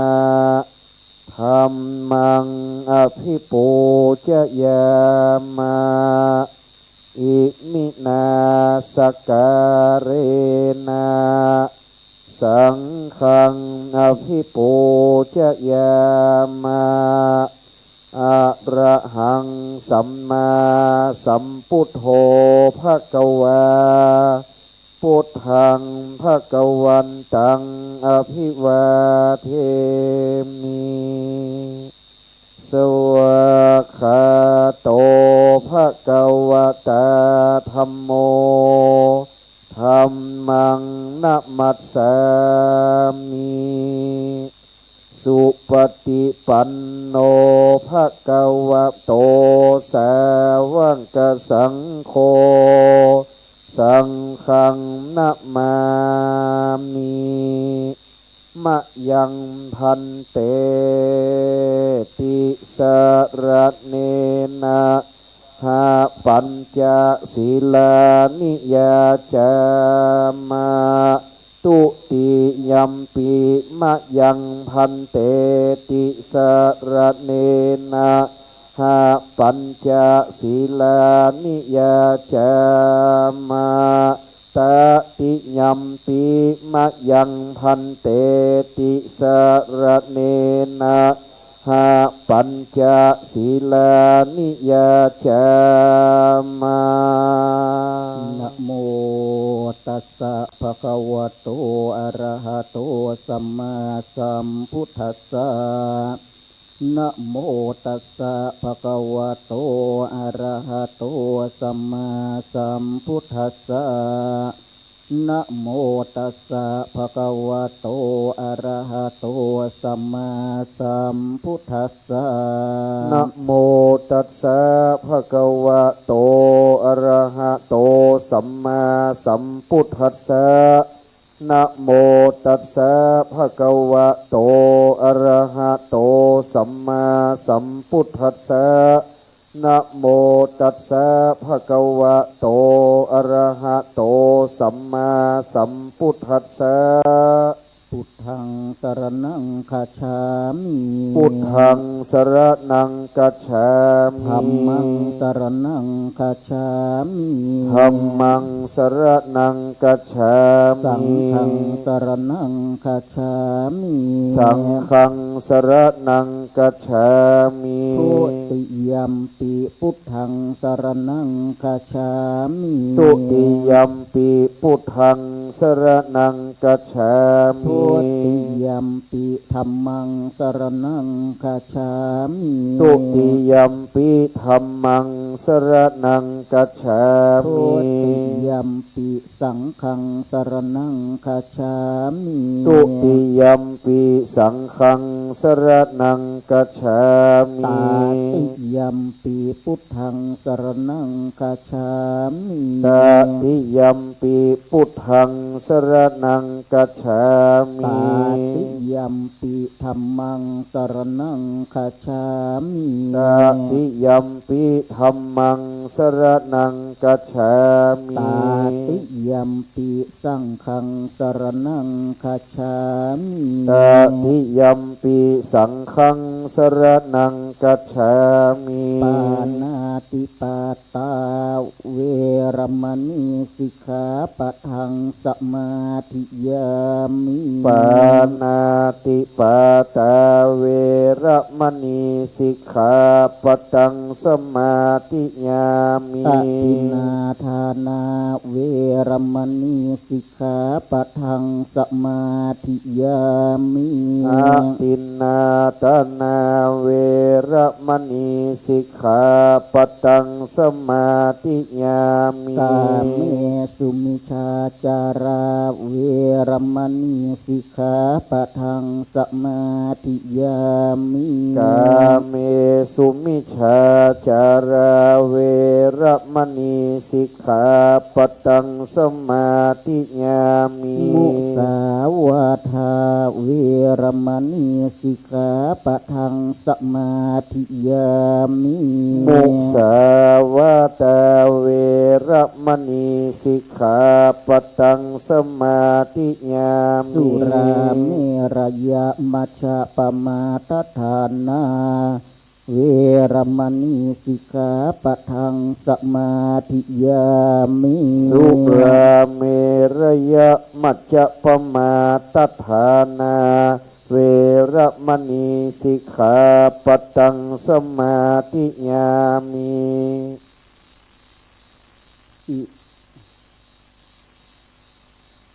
อิมานิทัสสะสิกขาปทานิสิเรนะสุขติงยันติสิเรนะโภคสัมปทาสิเรนะนิพุติงยันติตัสสมาสิรังวิโสทะเย สาธุสาธุสาธุลำดับต่อจากนั้นจะได้เป็นการจุดธูปเทียนเครื่องทองน้อย เป็นกตัญญูบูชาด้านหน้าสารูปบูรพาจารย์พระมหาธีระลำดับที่หนึ่งด้านหน้าสารูปแห่งครูบาเจ้าศรีวิจัยศิริวิชโยนักบุญแห่งล้านนาไทยนิมนต์ท่านพระครูสถิตทุลาธรเจ้าวาดวัดสันขยอมได้เข้าจุดธูปเทียนเป็นเครื่องทองน้อยเป็นลำดับต่อไปครับสาธุชนน้อมประนมมือขึ้นวัดเฮาบ้านเฮาเมืองเฮาเช่นแต่ราชครูหลวงปัญญาได้สร้างวัดวาอารามสืบศาสนาเช่นครูบาเจ้าศรีวิจัยศิริวิชโยนักบุญแห่งล้านนา8จังหวัดภาคเหนือท่านพระครูสถิตทุลาธรจุดเป็นเครื่องสักการะลำดับที่สองที่ท่านพระครูโอภาสวิหารกิจตุนาเลิศหรือตุลุงเลิศนิมนต์พระครูประหลัดกิติพงศ์กิติโสพโนด็อกเตอร์เลขานุกามเจ้าคณะตำบลสันไซน้อยสันพระเนตรอันเป็นสาธุเจ้านักพัฒนาพระนักเทศน์อันวัดสันขยอมเฮาตุปีด็อกเตอร์แก่นก็เป็นกุ๊กเป็นเก้ากินตาลเสมอมาขอดวงวิญญาณตุนาตุลุงเลิศอยู่สถิตเสถียรสำราญติพยะพิมานใด คณะสงฆ์ศรัทธาได้แปลงศาลาหลวงใส่ชื่อศาลาวะอาสภะมหาเถระอนุสรณ์แม้นวัดดวงวิญญาณหลวงพ่อรับรู้รับทราบขอมาชื่นชมสมนัตกับบุญใหญ่บุญหลวงอันนี้เนอจากนั้นนิมนต์ท่านพระครูวินัยทรอธิราชขันติพโลปุจจาทิดานาสารูปตนาจารย์พระภัยรัตน์ประพัสโรอันเป็นผู้มีคุณูปการแห่งรูปหนึ่งวัดเฮานั้นท่านพระครูสถิตธุลาธรก็เป็นตู้เจ้าหลวงอันเป็นที่เคารพนับถืออาจารย์ด็อกเตอร์พระครูประหลัดกิติพงศ์กิติโสพโนเป็นพระนักพัฒนาพระนักเทศน์และเป็นผู้มีวิสัยทัศน์กินตาลอันใดก็ปึ้งตุปีดรแก่นก็งดงามเสมอมาตุปีพระครูวินัยทรอธิราชเวลามีกลิ่นมีตาลมักจะได้ประกาศชื่อเปิ้นหอมกลิ่นหอมตาลตลอดอันนี้เปิ้นสามัคคีเป็นพี่เป็นน้องอยู่ในวัดสันขยอมศรัทธาเฮาโจกดีได้ตู้เจ้าดีไว้กำวัดดังนั้นไปเสาะหาที่ไหนมาได้ละเนอเหลือเปิ้นหูหวยรางวัลที่1คนดังนั้น3ตนนี้รักกันเหมือนพี่ดีกันเหมือนน้องปรองดองกันเหมือนญาติศรัทธาก็ร่มเย็นวัดเฮาก็เจริญขอติบพระดวงวิญญาณครูบาอาจารย์เจ้าจุตนจุวรองค์ได้มาปัตตาอนุโมทนานิมนต์พระสังฆเจ้า18รูปสูตรมติกาณบัดนี้ครับนะโมตัสสะภะคะวะโตอะระหะโตสัมมาสัมพุทธัสสะนะโมตัสสะอะระหะโตสัมมาสัมพุทธัสสะนะโมตัสสะภะคะวะโตอะระหะโตสัมมาสัมพุทธัสสะกุศลธัมมาธรรมะอัปปายกตาธรรมะสุขายาเวทนายาสัมปายุตาธรรมะทุกขายาเวทนายามอาทุกขามาสุขายาเวทนายาสัมปายุกะธรรมะวิปากะธรรมะวิปากะธรรมะธรรมะเนวามวิปากาธรรมะธรรมาอุปาทินนุปาทานิยาธรรมาอนุปาทินนุปาทานิยาธรรมาอนุปาทินนุฐานิยาธรรมาสังเกเรทาสังเกเรสิกาธรรมาอาสังเกเรทาสังเกเรสิกาธรรมาอาสังเกเรสิกาธรรมาสาวิตักกะสาวิจาราธรรมาอาวิตักกะวิจารามัตตาธรรมาอาวิตักกะวิจาราธรรมาปิเตียมสุขาสหคตาธรรมาอุเบกขาสหคตาธรรมาทัสสะเนนะปะหากะปะธรรมาภาวนายาปะหากะปะธรรมาเนวามนาภาวนายาปะหากะปะธรรมาทัสสะเนนะปะหากะปะหิตุกะธรรมาภาวนายาปะหากะปะธรรมเนวัทัสสะเนนะนะภาวนายาปะหากะปะหิตุกะธรรมาอัจจยกามิโนธรรมาอัปปัจจยาธรรมเนวาจยกามิโนนาปัจจยกามิโนธรรมเสกาธรรมอาเสกาธรรมเนวเสกานาเสกาธรรมปาริตามกตาธรรมอัปปมานาธรรมปาริตารัมบานาธรรมมหากตารัมบานาธรรมอัปปมานารัมบานาธรรมอิมาธรรมปานิตาธรรมามิชัตตานิยตาธรรมาสัมมาตานิยตาธรรมาอานิยตาธรรมามัคคามธรรมามาคาเหตุกะธรรมามาคาทิปาติโนธรรมาอุปันนาธรรมาอนุปันนาธรรมาอุปาทิโนธรรมาอาติตามตาธรรมาปัญจุปันนาธรรมาอาติตารัมบานาธรรมาอนาคาตารัมบานาธรรมาปัญจุปันนารัมบานาธรรมาอาชตาม อาชาตาปะหิทาธรรมาอาชาตารัมบานาธรรมาปะหิทารัมบานาธรรมาอาชาตาปะหิทารัมบานาธรรมาสันนิทัสสนามกาธรรมาอานิทัสสนาสัมปติกาธรรมาอานิทัสสนาสัมปติกาธรรมาเอตุปัจจโยวารัมมนาอนันตาราปัจจโยสัมมานันตาราปัจจโยสัตตปัจจโยอัญญมัญญปัจจโยนิสัยปัจจโยอุปาณิสัยปัจจโยปุเรสัตตปัจจโยปัจฉามอาเสวันนาปัจจโยกัมมาปัจจโยวิปากปัจจโยอาหารปัจจโยอินทรียปัจจโยชนะปัจจโยมัคคามยุตตาปัจจโยวิปายุตตาปัจจโยอาทิปัจจโยนาทิปัจจโยวิคตปัจจโยตาปัจจโยเมตัญจะสัพพโรกัสมิงมานาสัมภวะเยอปาริมันนังอุทังลิยัญจะอาสัมปะตังอาเวรังอาสัพปะตังอิทันจารังนิสินโนวัสยโนวายวัตตสวิกาตาเมโตเอตังเทยาพัมมะเมตังวิหารังอิธามะหุเอตินจะอนุปกัมมาสีรวัตสเนนะสัมปันโนกัมเมสุนาหิสัตโตกัปปะเสยาปุณาเรติติการะนิยาเมตังสุตตังพระสังฆเจ้าอันมีแต่พระครูอดุลวรปัญญาเจ้าคณะตำบลหนองจอมวัดฟ้ามุยนำพระสงฆ์สวดมาติกาได้จบลงไปเรียบร้อยแต่จากนี้ไปจะได้กล่าวสุมาควตารและโอกาสเวียนตาลแผ่กุศลไปกัลปนาผลจิตตะดวงวิญญาณแห่งบูรพาจารย์เจ้าทั้งหลายก็ได้มาโมทนาสาธุชนตั้งใจอยู่ในอาการอันสงบ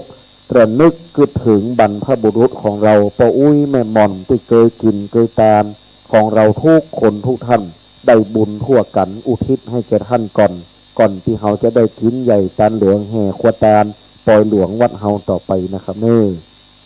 อิตังโนสัพพวัตถุปุจุปการนาวิเศสตานังวรานตักขีนายากาญะตัวเลวะจีตัวเลมโน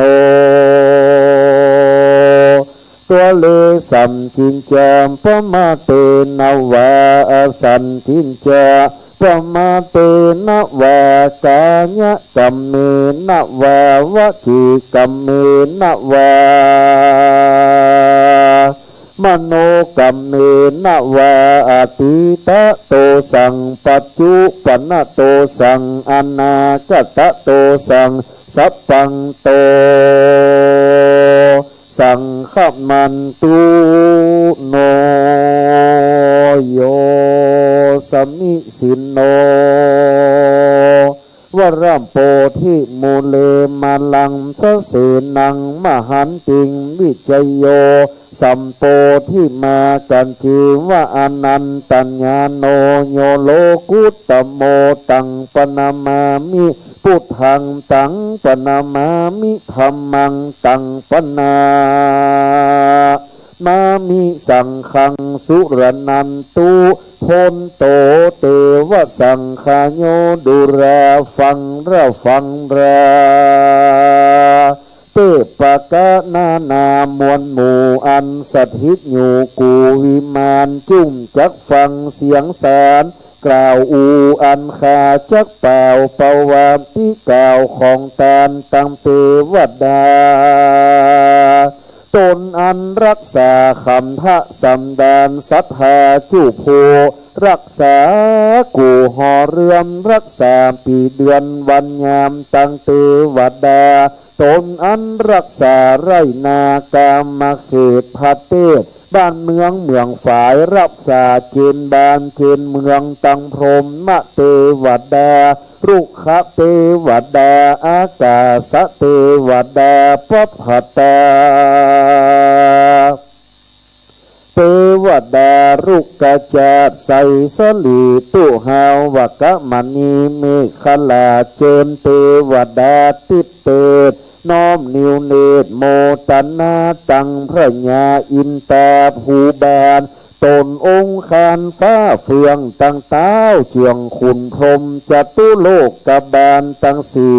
ยักขียักขาตนมีฤทธานุภาพตั้งกลุ่มพันผาภัยรีตั้งนางนาถไทยแม่ธรณี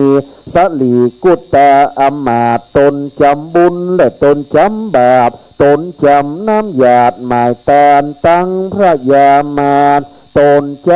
หานหาดหาวติบเตเต้าไปบนหนอากาศใต้ไตลาธรณีเทวดาอันรักษาวัดสันขยอมอันเป็นฐานันตรวิเศษตัตตินีเป็นเก้าก่อคออันเจิญมวลหมู่เจ้าเข้ามาสู่โมตนาตานซึ่งวรขีญาเจ้าสมณะศรัทธาและมูรศรัทธา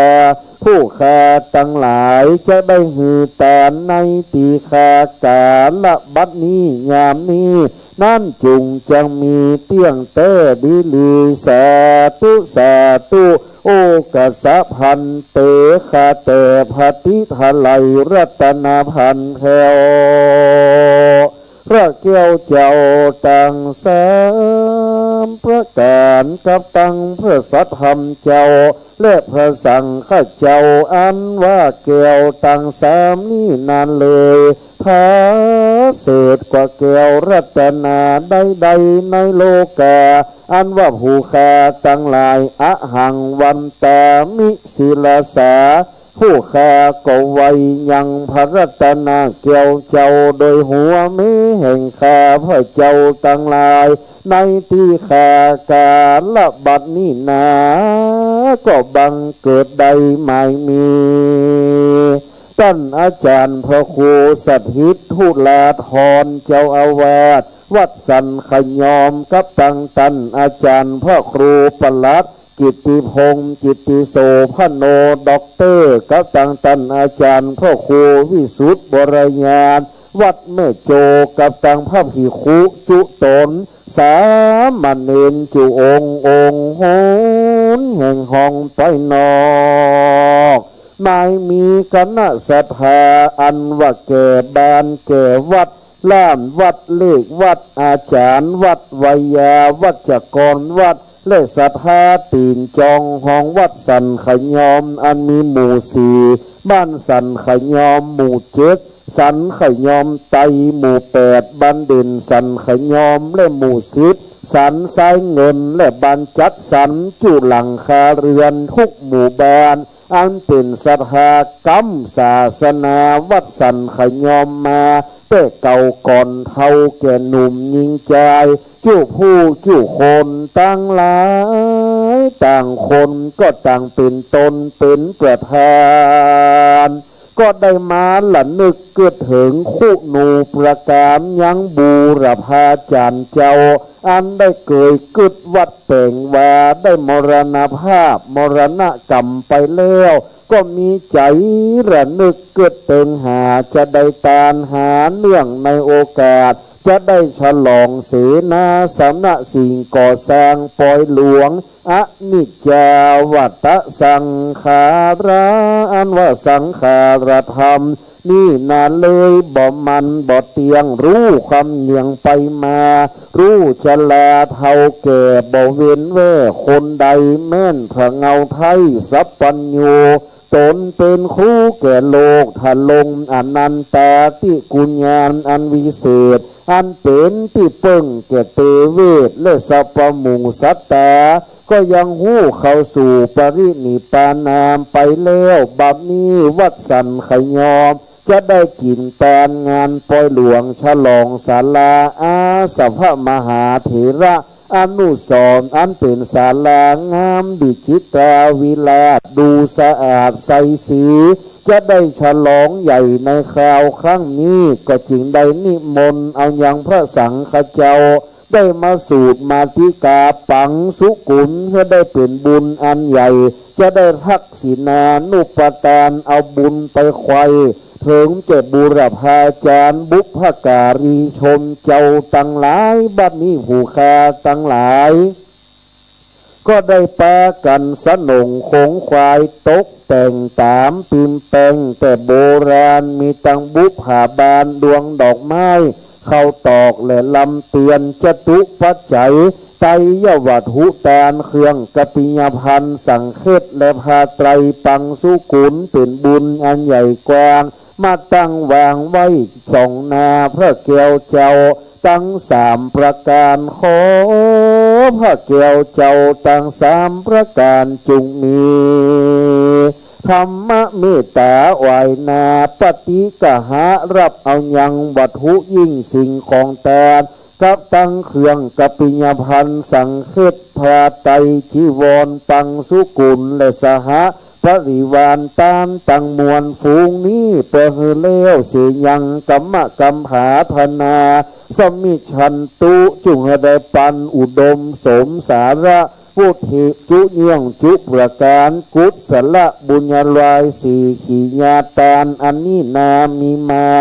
หากได้หลังน้ำหยาดคือเป็นตาลจะได้อุทิศะพระนาบุญภายแผ่ไปถึงแก่เทวบุตรและเทวดาตนรักษาวัดวาอาวาสพุทธศาสนังวัดสันขยอมตัตตินีอันเป็นอาวาสารักขะเทวดาเสือวัดตนมีฤทธิ์ตนได้สถิตรักษายังวัดวาอารามสันขยอมอันงามวิเศษตัตตินีเป็นเก้าเทวดาเจ้าอันอยู่เฝ้ารักษากาญาเนื้อตนตัว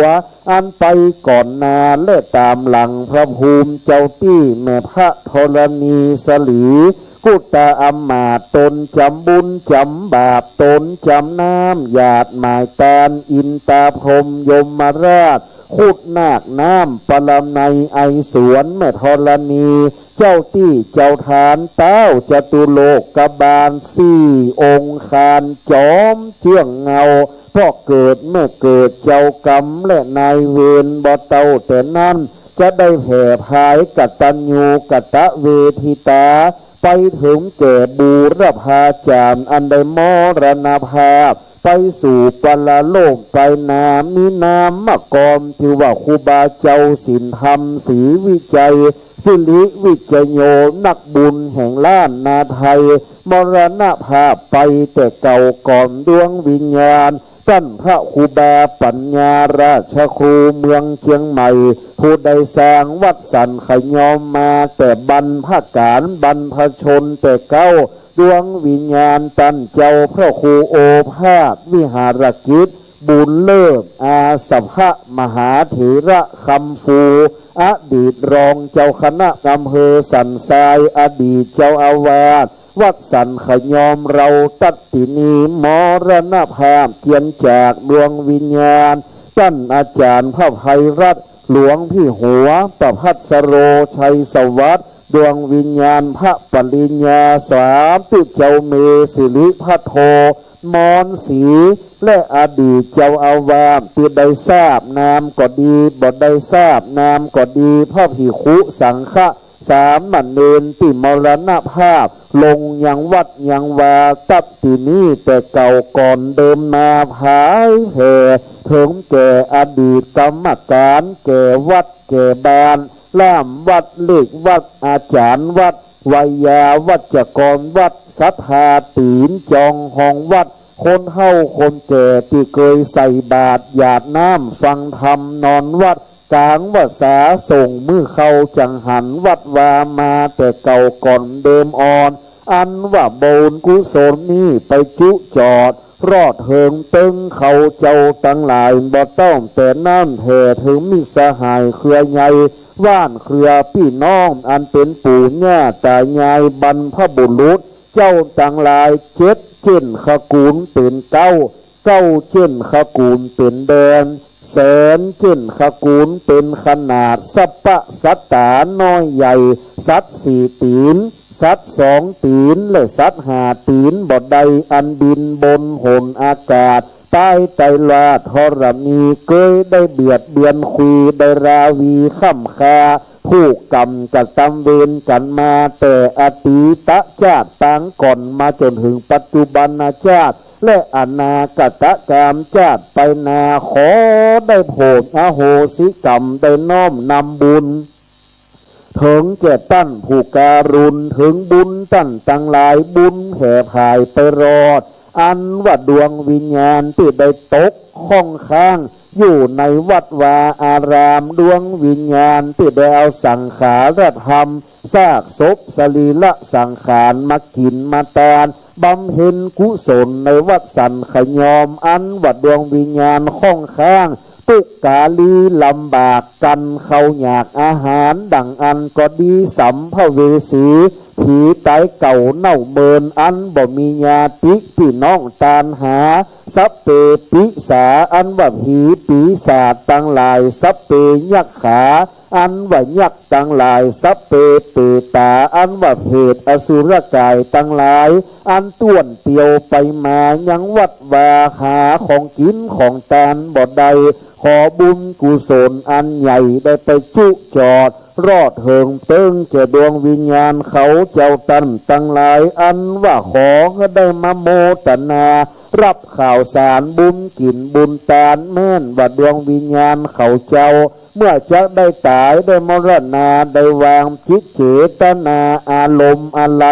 ไปตั้งใดบทจางได้ไปตกอยู่ห้องจตุระหว่างอบายได้ตายไปเป็นทีเป็นเพศทุกขเวทเวทนาร้อนบ่ได้อาบอยากบ่ได้กินดังอันก็ดีก็ขอกุศลผลบุญเยื่องนี้จุจอดรอดเหิงเติ้งแก่ดวงวิญญาณเพื่อได้ฉันได้กินได้เสวยได้บริโภคเพื่อได้ป้นเสียยังติยาเพื่อได้พรากเสียยังติตุกเพื่อได้เถิงสุขในตีคากาละบับนี้แม่นว่าดวงวิญญาณอยู่ไกล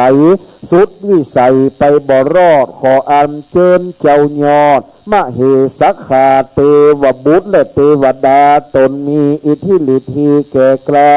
จุ่มนำประวัติข่าวสารการกินแตนจุจอดรอดเหิงเติ้งแก่ดวงวิญญาณไปรอดมายามเจ้าเพื่อได้กลับกลายเป็นดังจังหันข้าบเขาง่ายไปรอดมายามควายเพื่อได้กลับกลายเป็นดังขีวระแผ่นพันพาไปรอดมายามลาเพื่อได้เป็นอาสนะที่อยู่ที่นอนไปรอดมายามตอนเพื่อได้เป็นภัตตาหารติดเขาติดน้ำติด10ประการเป็นอลังการอันประเสริฐเป็นรัตนมาศวิมานมนเทียนทองเป็นสุวรรณเกินคำไก่ฟ้าเพื่อเป็นดังม้าอาจารย์ในเป็นปาทยะเขาห่อเป็นเรือนาวาสะเปาคำลำอันผาเสดใส่จิตตะดวงวิญญาณตั้นตั้งหลายเมื่อเกิดในห้องฟ้าเลิศสวงสวรรค์มีอมตะนิพพานตันหันต่อหน้าบุญกุศลแก่กล้าตั้นตั้งหลายได้รับรู้ข่าวสารได้รับบุญกินบุญตานแล้วขอได้อภิลมจมชื่นและยินดีปิติโสมนัสแก่พระครูสถิตทุลาธรพระครูปลัดกิติพงศ์กิตติโสพโนด็อกเตอร์คณะสงฆ์สมณเณรศรัทธาอันได้ระนึกกึดเติงหาได้กิมได้ตานไปหือเลี้ยวขอดวงวิญญาณอันผ่องแผ้วได้มากระทำการสังพิทักษ์รักษาอย่างวัดวาศาสนาให้ได้การกุ่งลุ่งเรืองสะเตืองบานงามนับแต่นี้ไปนาศรัทธาสันขยอมเพื่อได้ทะทางหลังไหลมาจากอนุพิสะนาทิสะจตุทิสะอัฏฐทิสะกัมวัดศาสนาสันขยอมให้ได้ลุ่งเรืองไปขอดวงวิญญาณตั้นเขาน้อยใหญ่ได้มาขุมขางอภิบาลรักษาอนุรักษ์ขันตุยังการจัดกิมจัดตานงานปล่อยหลวงขอกินตานอย่าได้มีมารมาสูญ ขอให้ได้เจิดจำรูนราบรื่นเรียบร้อยอย่าได้มีอุปสรรคปัญหาพยันอันตรายใดๆเพื่อกินห่วมตานหามกินหวานตานตอมสัทธาหลิงน้อมมากินมาตานเพื่อสุขสำราญบานใจปล่อยหลวงใหญ่วัดสันขยอมเป็นติลือจาผากฏแก่มนุษย์ชนคนเทวดาตั้งหลายไปใจนั่นจุงจังมีเตียงเต้ดีลีอิตังโนมัดหุบุภาลาจะตานังติจีวรตานังกัปปิญพันดานังอุทิสะตานังสหปริวาลตานังอเพจะอาสาธารณะสัพโลกิญะโลกุตละมะกะภลยาวะนิปานังอรหันตาอรหันติมักกะญาณังตินนังรัตนานังสัมมาสัมพุทธัสสะธรรมสะสังคัสสะสักกะจังเตมะปูเจมะพุทโธโนธัมโมโนสังโฆโนพุทโธกะละโวธัมโมกะละโวสังโฆกะละโวปฏิคันหาตุหิตายะสุขายะยาวันนิปานปัจจโยโหตุโนนิจังตานังเมปริสุทธังอุทิสะตานังสุตินังวะตะเมตานังอาสวะขยาวะหังนิปานะปัจจโยโหตุโนนิจังวัตนิปานังสุขังวัตนิปานังสาลังวัตนิปานังนิปานังปรมังสุขังได้แห่กุศลกล่าวถวายทานตามโบราณแต่จารีตบัดนี้จะได้เตรียมตอดผ้าจะได้ลาดฝ้ายเป็นภูสายโยงเทียบด้านหน้าโต๊ะสีขาวในการนี้เจ้าหน้าที่ได้เตรียมมอบผ้าไตรแก่ผู้มีเกียรติรวมถึงถวายผ้าไตรแก่คณะสงฆ์ผู้เป็นเจ้าภาพเขาจะตอดชุดละ5 ไตร5 ไตรที่ด้านหน้าสาลูกครูบาอาจารย์ตั้งไว้ลาดฝ้ายเชื่อมมาจากภาพถ่ายเรียบร้อยแล้วชุดที่1จำนวน5 ไตรด้วยความเคารพในการนี้ที่จะได้ตอดผ้าขอนิมนต์ท่านอาจารย์พระครูวิสุทธิ์บุรยานเจ้าวาดวัดแม่โจ้เป็นไตรที่1ก็นิมนต์ครับเป็นครูบาอาจารย์ที่ใจดีมีเมตตาต่อศิษยานุศิษย์เสมอมาท่านพระครูรองยานวโรหรือพระครูวิสุทธิ์บุรยานวัดแม่โจ้เมตตาต่อวัดสันขยอมนิมนต์ท่านอาจารย์พระชัยนรงค์ชยมังคโลวัดสันขยอมเป็นไตรที่2นิมนต์ครับท่านอาจารย์ชัยนรงค์ท่านอาจารย์พระบอยยโสธโรอีกไตร1จากนั้นเชิญคุณแม่พันนีอยู่สุขเชิญคุณแม่ครับจากนั้นเรียนเชิญคุณจำรัดคันธรสวัยยาวัจกรบ้านเฮาเมืองเฮาว่าปกเกวัดได้กำจูศาสนาเชิญพ่อจำรัดท่านสำคัญวัยยาวัจกรตัวปีชัยนรงค์วันนี้อยู่เบื้องหลังล่นไปล่นมาวันนี้ช่วยกันกำเนิดครูบาฟุกครูบาฟุกฟิกช่วยกันตอดพระไตรอันนี้เป็นเจ้าภาพตัวน้าดร.เจมตัวน้ามนมาเอาเขาตอดนะเขาช่วยกันจะได้อิททำหลายวันอยู่เนอตัวปีฟุกตัวปีบอยเขาไม่ได้อยู่ดีเกี่ยวกับจัดงานใหญ่ต้องลุยชุดที่1นับแต่หลวงพ่อวัดฟ้ามุ้ยถึงหลวงพ่อวัดสันปะก้างจะได้5พอดีนิมนต์ชุดที่1ครับ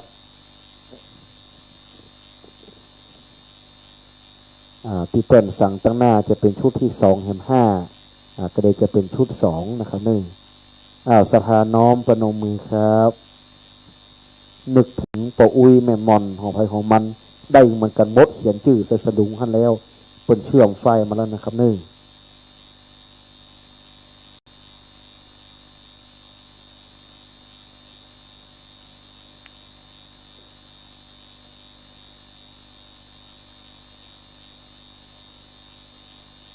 กราบในเมตตาพระคุณเจ้าชุดที่1ครับชุดที่2ก็จะทำเหมือนชุดที่1ตามที่ได้ปรากฏให้เห็นเป็นเนติแบบอย่างแห่ง5 ไตรชุดที่1เชิญพ่อหลวงอินสอนบุญธรรมผู้ใหญ่บ้านหมู่7ได้น้อมน บ้านสันขยอมใต้เป็นตัวแทนเจิญพ่อหลวงลุงรัตน์พรหมจารีพ่อหลวงบ้านหมู่8บ้านเด่นสันขยอมเป็นตัวแทนศรัทธาต่อไปท่านผู้ใหญ่วรนุชมุนินผู้ใหญ่บ้านหมู่10มาบ้านสันไซเงินได้น้อมตอดผ้าจากนั้นเชิญคุณอุไรคำฟูรัตนอุบาสิกาวัดเฮาคุณกฤษณาพิงขยางกูลได้น้อมตอดผ้าไตรหันไตร1เอา5ไตรชุดนี้นะครับอันนี้หลานตุนาวงตระกูลคำฟูเป็นเจ้าฟ้อนด้วยเป็นหลานตุนาด้วยเป็นศรัทธาวัดเฮาด้วยเป็นหลายอย่างแล้วก็จะเป็นแม่ครัวด้วยดูหลายตำแหน่งนะถิ่นตาลเฮานี่ไม่ใช่ธรรมดาบัดนี้5ไตรชุดที่2เตรียมความพร้อมนิมนต์คณะสงฆ์ชุด5รูปครับโอ้วันนี้มี15พอดีพอจับเบะเนี่ยเปิดบทจับเบะอย่างเตะไว้สันขยอมขินใหญ่ตาลหลวงอันใดก็ลงตัวไปหมดมันมีอุปสรรคปัญหาเช่นฉลองวิหารบุโบสถไม้สักทองโอ้เป็นงานใหญ่งานหลวงงานตุนาก็งามวันนี้มาถึงสมัยนี้นะครับ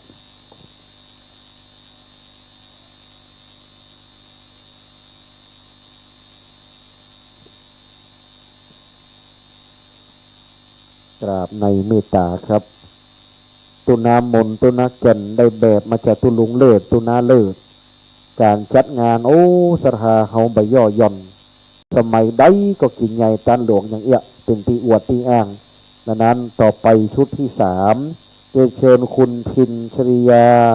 นิติประสาทไปที่1จากนั้นคุณพันเทพชินาธีรโรธคุณนิกรทุงยูคุณวิไลสุทธิสารสมบัติคุณแม่ครูล่าสร้างฟ้อนบ้านสันประซักเป็นตัวแทนจ้างฟ้อนเชิญแม่ครูล่าเตเนอร์เชิญครับวันนี้มากันหลายเจ้าวันนี้มาแมลงก็จะมีหลายวันดีครับมีหลายอย่างอยู่จ้างฟ้อนก็มีจันติพันนีก็มีเนอจังซอมีเหาอย่างก็ตะกี้อ่านป้ายนี่เดอะสล็อกมีหลายวงเนี่ยจะมาเล่นนะมีหลายวงหลายวงหลายคณะหมู่แห่ลิเกดนตรีจังซอครบหมดนะอันนี้วันแรกศรัทธาบอกกันเนอวันที่1ต้องมาพรุ่งนี้คืนนี้ต้องมา27สัญจใหญ่หม่อมหลวงสลาลีกิติยากรด็อกเตอร์ก็จะมานิมนต์5รูปชุดที่3ครับ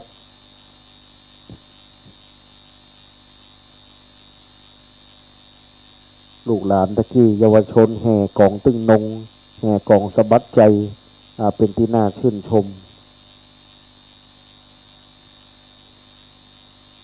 น้อมนำประนมมือขึ้นครับ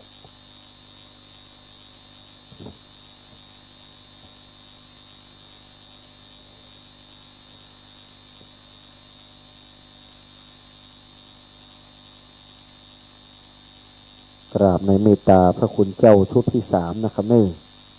ได้พิจารณาผ้าไตรบังสุกุลเรียบร้อย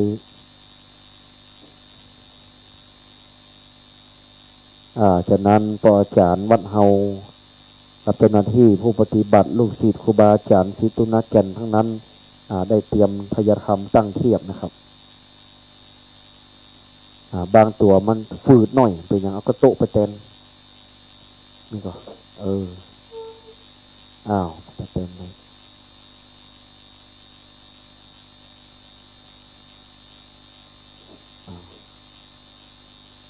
งดงาม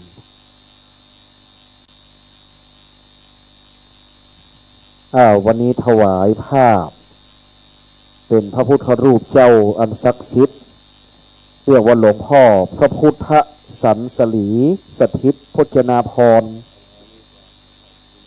ตัมหนะโมพุทธายะวันนี้เป็นคาถาตำราคาถาธรรมโจกลาภตัมหาพระครูวินัยสารโสภิตครูบาวัดสันสลีบให้บดีบฮือคาถานี่แต่ไผ่เนอ ปูจาภาพนี่299แต่ตัวเจ้าไม่ต้องปูจานะเพิ่นเอาถวายแต่ศรัทธาไม่ถวายเนื้อปูจาเอา299หมดแล้วหมดเลยจะเสกให้มืดเมื่อคืนนี่ปวดโพครูบาอาจารย์ตนนั่งปรกพร้อมสูตรมนต์ตันสูตรธรรมจักรสูตรเบิกสูตรไข่ตาแต่นั้นถ้าใครได้ไปแล้วรับรองว่าตำรานี้สันสลีเมตตาให้พระครูดร.แก่นมาดังนั้นไม่ให้ใครนะครับเป็นตำราที่ดีงามเกณฑ์กันพระพุทธด้านหน้าโต๊ะหมู่นิมนต์ท่านพระครูสถิตทุลาธรได้เมตตาเป็นต้นเป็นประธานครับผม10รูปด้านหน้า10ท่านดังต่อไปนี้ครับ1นิมนต์พระครูวินัยธรอธิราชขันติพโล2คุณกฤษณาพิงขยางกูล3พ่อหลวงอินสอนแม่หลวงแสงจันทร์บุญธรรม4คุณดัชนีฟาเทเลเนโค5เรียนเชิญคุณศรีธรคุณแสงล่าทุงยูลำดับที่6ขอเรียนเชิญคุณพ่อมูลเก่งกาดลำดับที่7คุณพันนีคละภู8คุณจำรัดคุณเรือนมูลคันธรสลำดับที่9เรียนเชิญป้าหนานอินสมเตปิน10คุณสำราญคุณแม่จันดีโยธาราช11คุณยุพินเก่งกาด12คุณแม่จันตาจันดีคุณวนิดายอแสน2ชุดนะครับคุณเล็กคุณอุไรคำฟูป้าหลวงลุงรัตน์แม่หลวงศิริพรหมจารีครับแถวที่1เต็มเข้าแถว2นะครับนี่คุณสมบงคุณพวงศรีจอมมูลประเคนด้วยครับศรัทธาที่ได้รับเป็นเจ้าภาพเขาจะประกาศเรื่อยๆที่บัได้เกณฑ์ฟังเดือดตัวหน่อยแม่ยังบัได้เกณฑ์นี่นะมันมีแห่ง8รอบก่อนมาถ้ากลัวเนอโดยเฉพาะวันที่27นี่100ป่ายทุกเจ้าคุณนิดอุทราเข้าไปประเคนด้วยคุณนิดอุทราไปแถว2นะครับเนแม่ยุพินแม่ยุพินโอตากิเข้าไปได้ประเคนด้วยนะครับแถว2คุณรัตนาคุ้มวงน้อมนำถวายแถว2เข้าทางใต้ให้แม่เข้าทางใต้ให้เลยมันจะสะดวกดีขาดกี่คนเข้าไปแหม3คนต่อไปมอบปฏิกละพออาจารย์อินสมปนานเจษศรีเชิญ1ท่านเป็นตัวแทนมอบปฏิกละพออาจารย์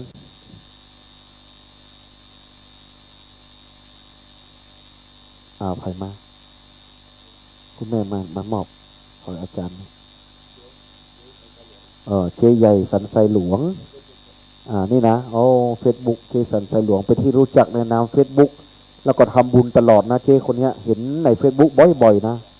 ทำบุญตลอดอย่าได้ขาดนะแม่นะมาทุกวันนะมาช่วยท่านพระครู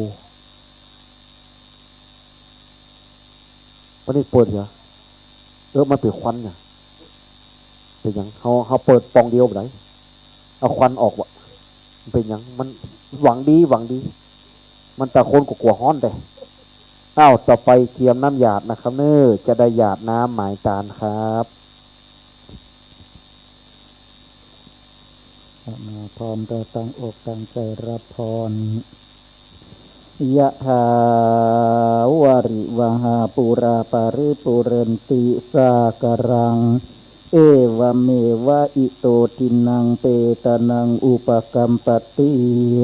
อิชิตังปฏิตังตุมหังคิปเมวะสมิงสันตุสัพเพปุเรนตุสังกปาจันโทปันนะระโสยะธามณีโชติระโสยะธามฉันตุสัมภาโรอังโควินาสันตุมาเตอัมภาวันตุวันตารายโยโยโกอัมภาวะอภิวาทนาสิริยสนิจังวุนทาปจามจันตารโรธรรมวัฏตันติอายุวันโนสุขังภาลังอัฏฐาสิเมอากาสิเมเต ตาสาขาจะเมเปตานังทัตถินังทานชามบวมเทกตัมอุสารังนาหิโรนังวาโสโกวายาวันยาปฏิเตมเตตานามันทายาเอวะเมตตันติยาตะโยอายัญจะโคทินาสังกามิสุปฏิยทิตาทิยคารันตังหิตายานาโสอุปกามปฏิโสยติธรรมโมจะอายังสิโตเปตานาปุญชาจักตาอุราราภารัญจะเพียงกวนนัมมนุมตุมเห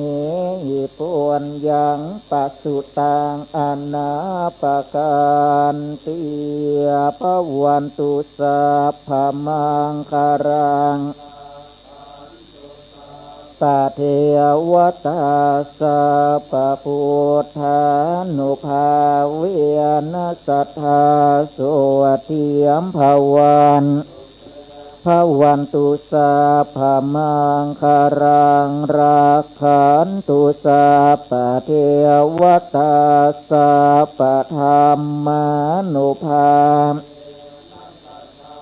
สวัสดิยัมภวันตุเตยภวันตุสัพพมังคารังรักขันตุสัพพทังคานุภาเวนะสัทธาโสทิภาวันตุเต สาธุเจริญจิตตภาวนาทำสมาธิพร้อมกันให้พอควรแก่เวลานะครับ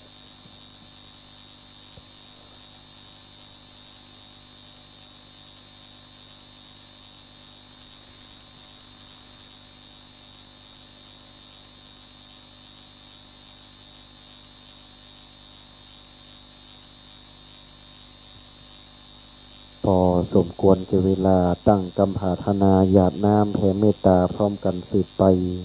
อิตังตานะกัมมังนิปปานาปัจจยโยโหตุโนจังอิตังศีลกัมมังนิปปานาปัจจยโยโหตุโนจังอิตังภาวนากัมมังนิปปานาจโยโหตุโนนิจังยังกินกิกุศลังกัดตังกัมมังสัพเพหิกะเตหิกะตังปุญญังโนอนุโมโตสุนันตุพลโตเยเตวาอัสสมิงฐานเนติตาติขายุกาสัพพาหนตุสัพพะสัตตานังสุขีตานังปริหารันตุมาตาปิตาสุขิตาหนตุคำพัมมุมจันโตสัพเพยาตกาสุตาหนโตตุคำพัมมุมจันโตสัพเพอะยาตกาสุ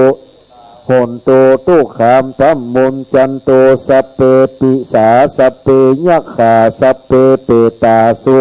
ตาหนโตตุคามพัมมุมจันโตสัพเพนักขัตตาสุหนโตตุคามพัมมุมจันโตสัพเพเตวาสุขิตาหนโตคามพัมมุมจันโตสัพเพอาจาริโยปัจฉัยยาสุหนโตตุคามพัมมุมจันโตสัพพะสัมปตินังสัพฉันตุโววันตามิปุถหังสัพพังเมโตสังคัมมานพันเตวันตามิธรรมังสัพพังเมโตสังคัมมาธัมเมพันเตวันตามิสังฆังเมโตสังคัมมาธัมเมพันเตวันตามิกันโลอุปชัยจาริเยสัพพังเมคัมมาธัมเมพันเตวันตามิกัมมัฏฐานังสัพพังเมโตสังคัมมาป พันเตวันตามิอาราเมปัฏฐะสีมายังสัพปังเมโตสังฆมานมิเจติยังสัพปังสัพปัฏฐานเนสุปฏิทิตาสลีราธาตุมหาโพธิงรูปังสักกัลลังสัตตานากะโลเกเตวะโลเกพรหมะโลเกจัมโปลังกาทิเปสะลีราธาตุโยเกสาธาตุโยอระหันตาทานเจติยังกันทะกุติงจตุราสีติสาหัสเสธรรมขันเทสังปาตะเจติยังอะหังวันตามิสัพปะโสหันไปตังสารูปครูบาเจ้าศรีวิจัยครูบาเจ้าบุญเลิศเป็นต้นวันแต่น้อยพร้อมกันเน้อวันตามิพันเตสัพปังอามปะราทังธรรมเมพันเตมยากะตังปุญญังสามินาอนุโมตัปปังสามินากะตังปุญญังไมหังตัปปังสาธุสาธุอนุโมตามิวันตาน้อยประธานสงฆ์อมิตันพระครูอดุลบรปัญญาวัดฟ้ามุยเป็นต้นวันตา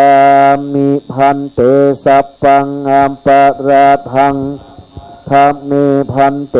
มยากะตังปุญญังสามินาอนุโมตัปปังสามินากะตังปุญญังไมหังตัปปังสาธุสาธุอนุโมตามิ วัตันติอายุวันโนสุขังพระลา สาธุขโยมโชเฟอร์คนขับรถพระคุณเจ้าแต่ละวัดเข้ามารับเครื่องทายธรรมในศาลาใหม่ของวัดสันขยอมศรัทธาสาธุชนวันนี้กระเดียวก็ประมาณ1 ทุ่มนะครับเนอะหรือว่า7 โมงมะแรงจะได้พุทธาพิเศษกอบรมสมโพธิเสกซ่อมย้อมยกยังพระพุทธรูปเจ้าองค์ใหม่อันประดิษฐานตั้งไว้ในศาลาหลวงนั้นก็ตอนค่ำ7 โมงเขาจะเจอกันแฮมรอบนะก่อนในเวลา1 ทุ่มก็เจอศรัทธาสาธุชนได้ปากันหลั่งไหลมาร่วมพิธีการในภาคค่ำวันนี้ดังนั้นก็ขอขอบคุณโมทนาสาธุกับศรัทธาญาติโยมพุทธบริษัทที่ได้ให้เกียรติในช่วงของภาคบ่าย 3บัดนี้บ่าย 4 โมงป่ายพักกินข้าวน้ำข้าวแรงพักผ่อนอิริยาบถกรรมปะกันแห่งกรรมในเวลา1 ทุ่มต่อไปขอโมทนาขอบคุณมาณโอกาสนี้เนอะ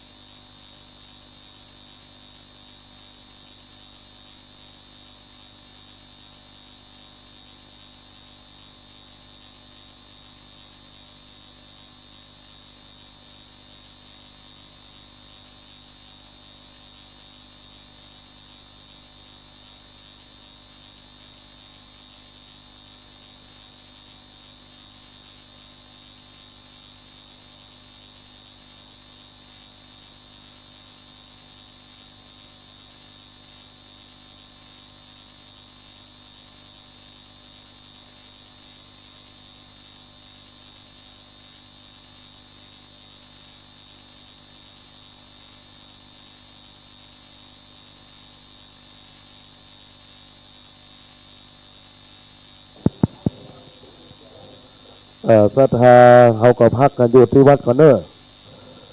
แล้วก็พิธีจะเริ่มเวลา1 ทุ่มนะครับไปจนถึงค่ำคืนพรุ่งนี้เจ้าตีสี่เบิดเนตรไข่ตาพระเจ้าเสร็จแล้วเขาก็จะได้ถวายตามศาลานี้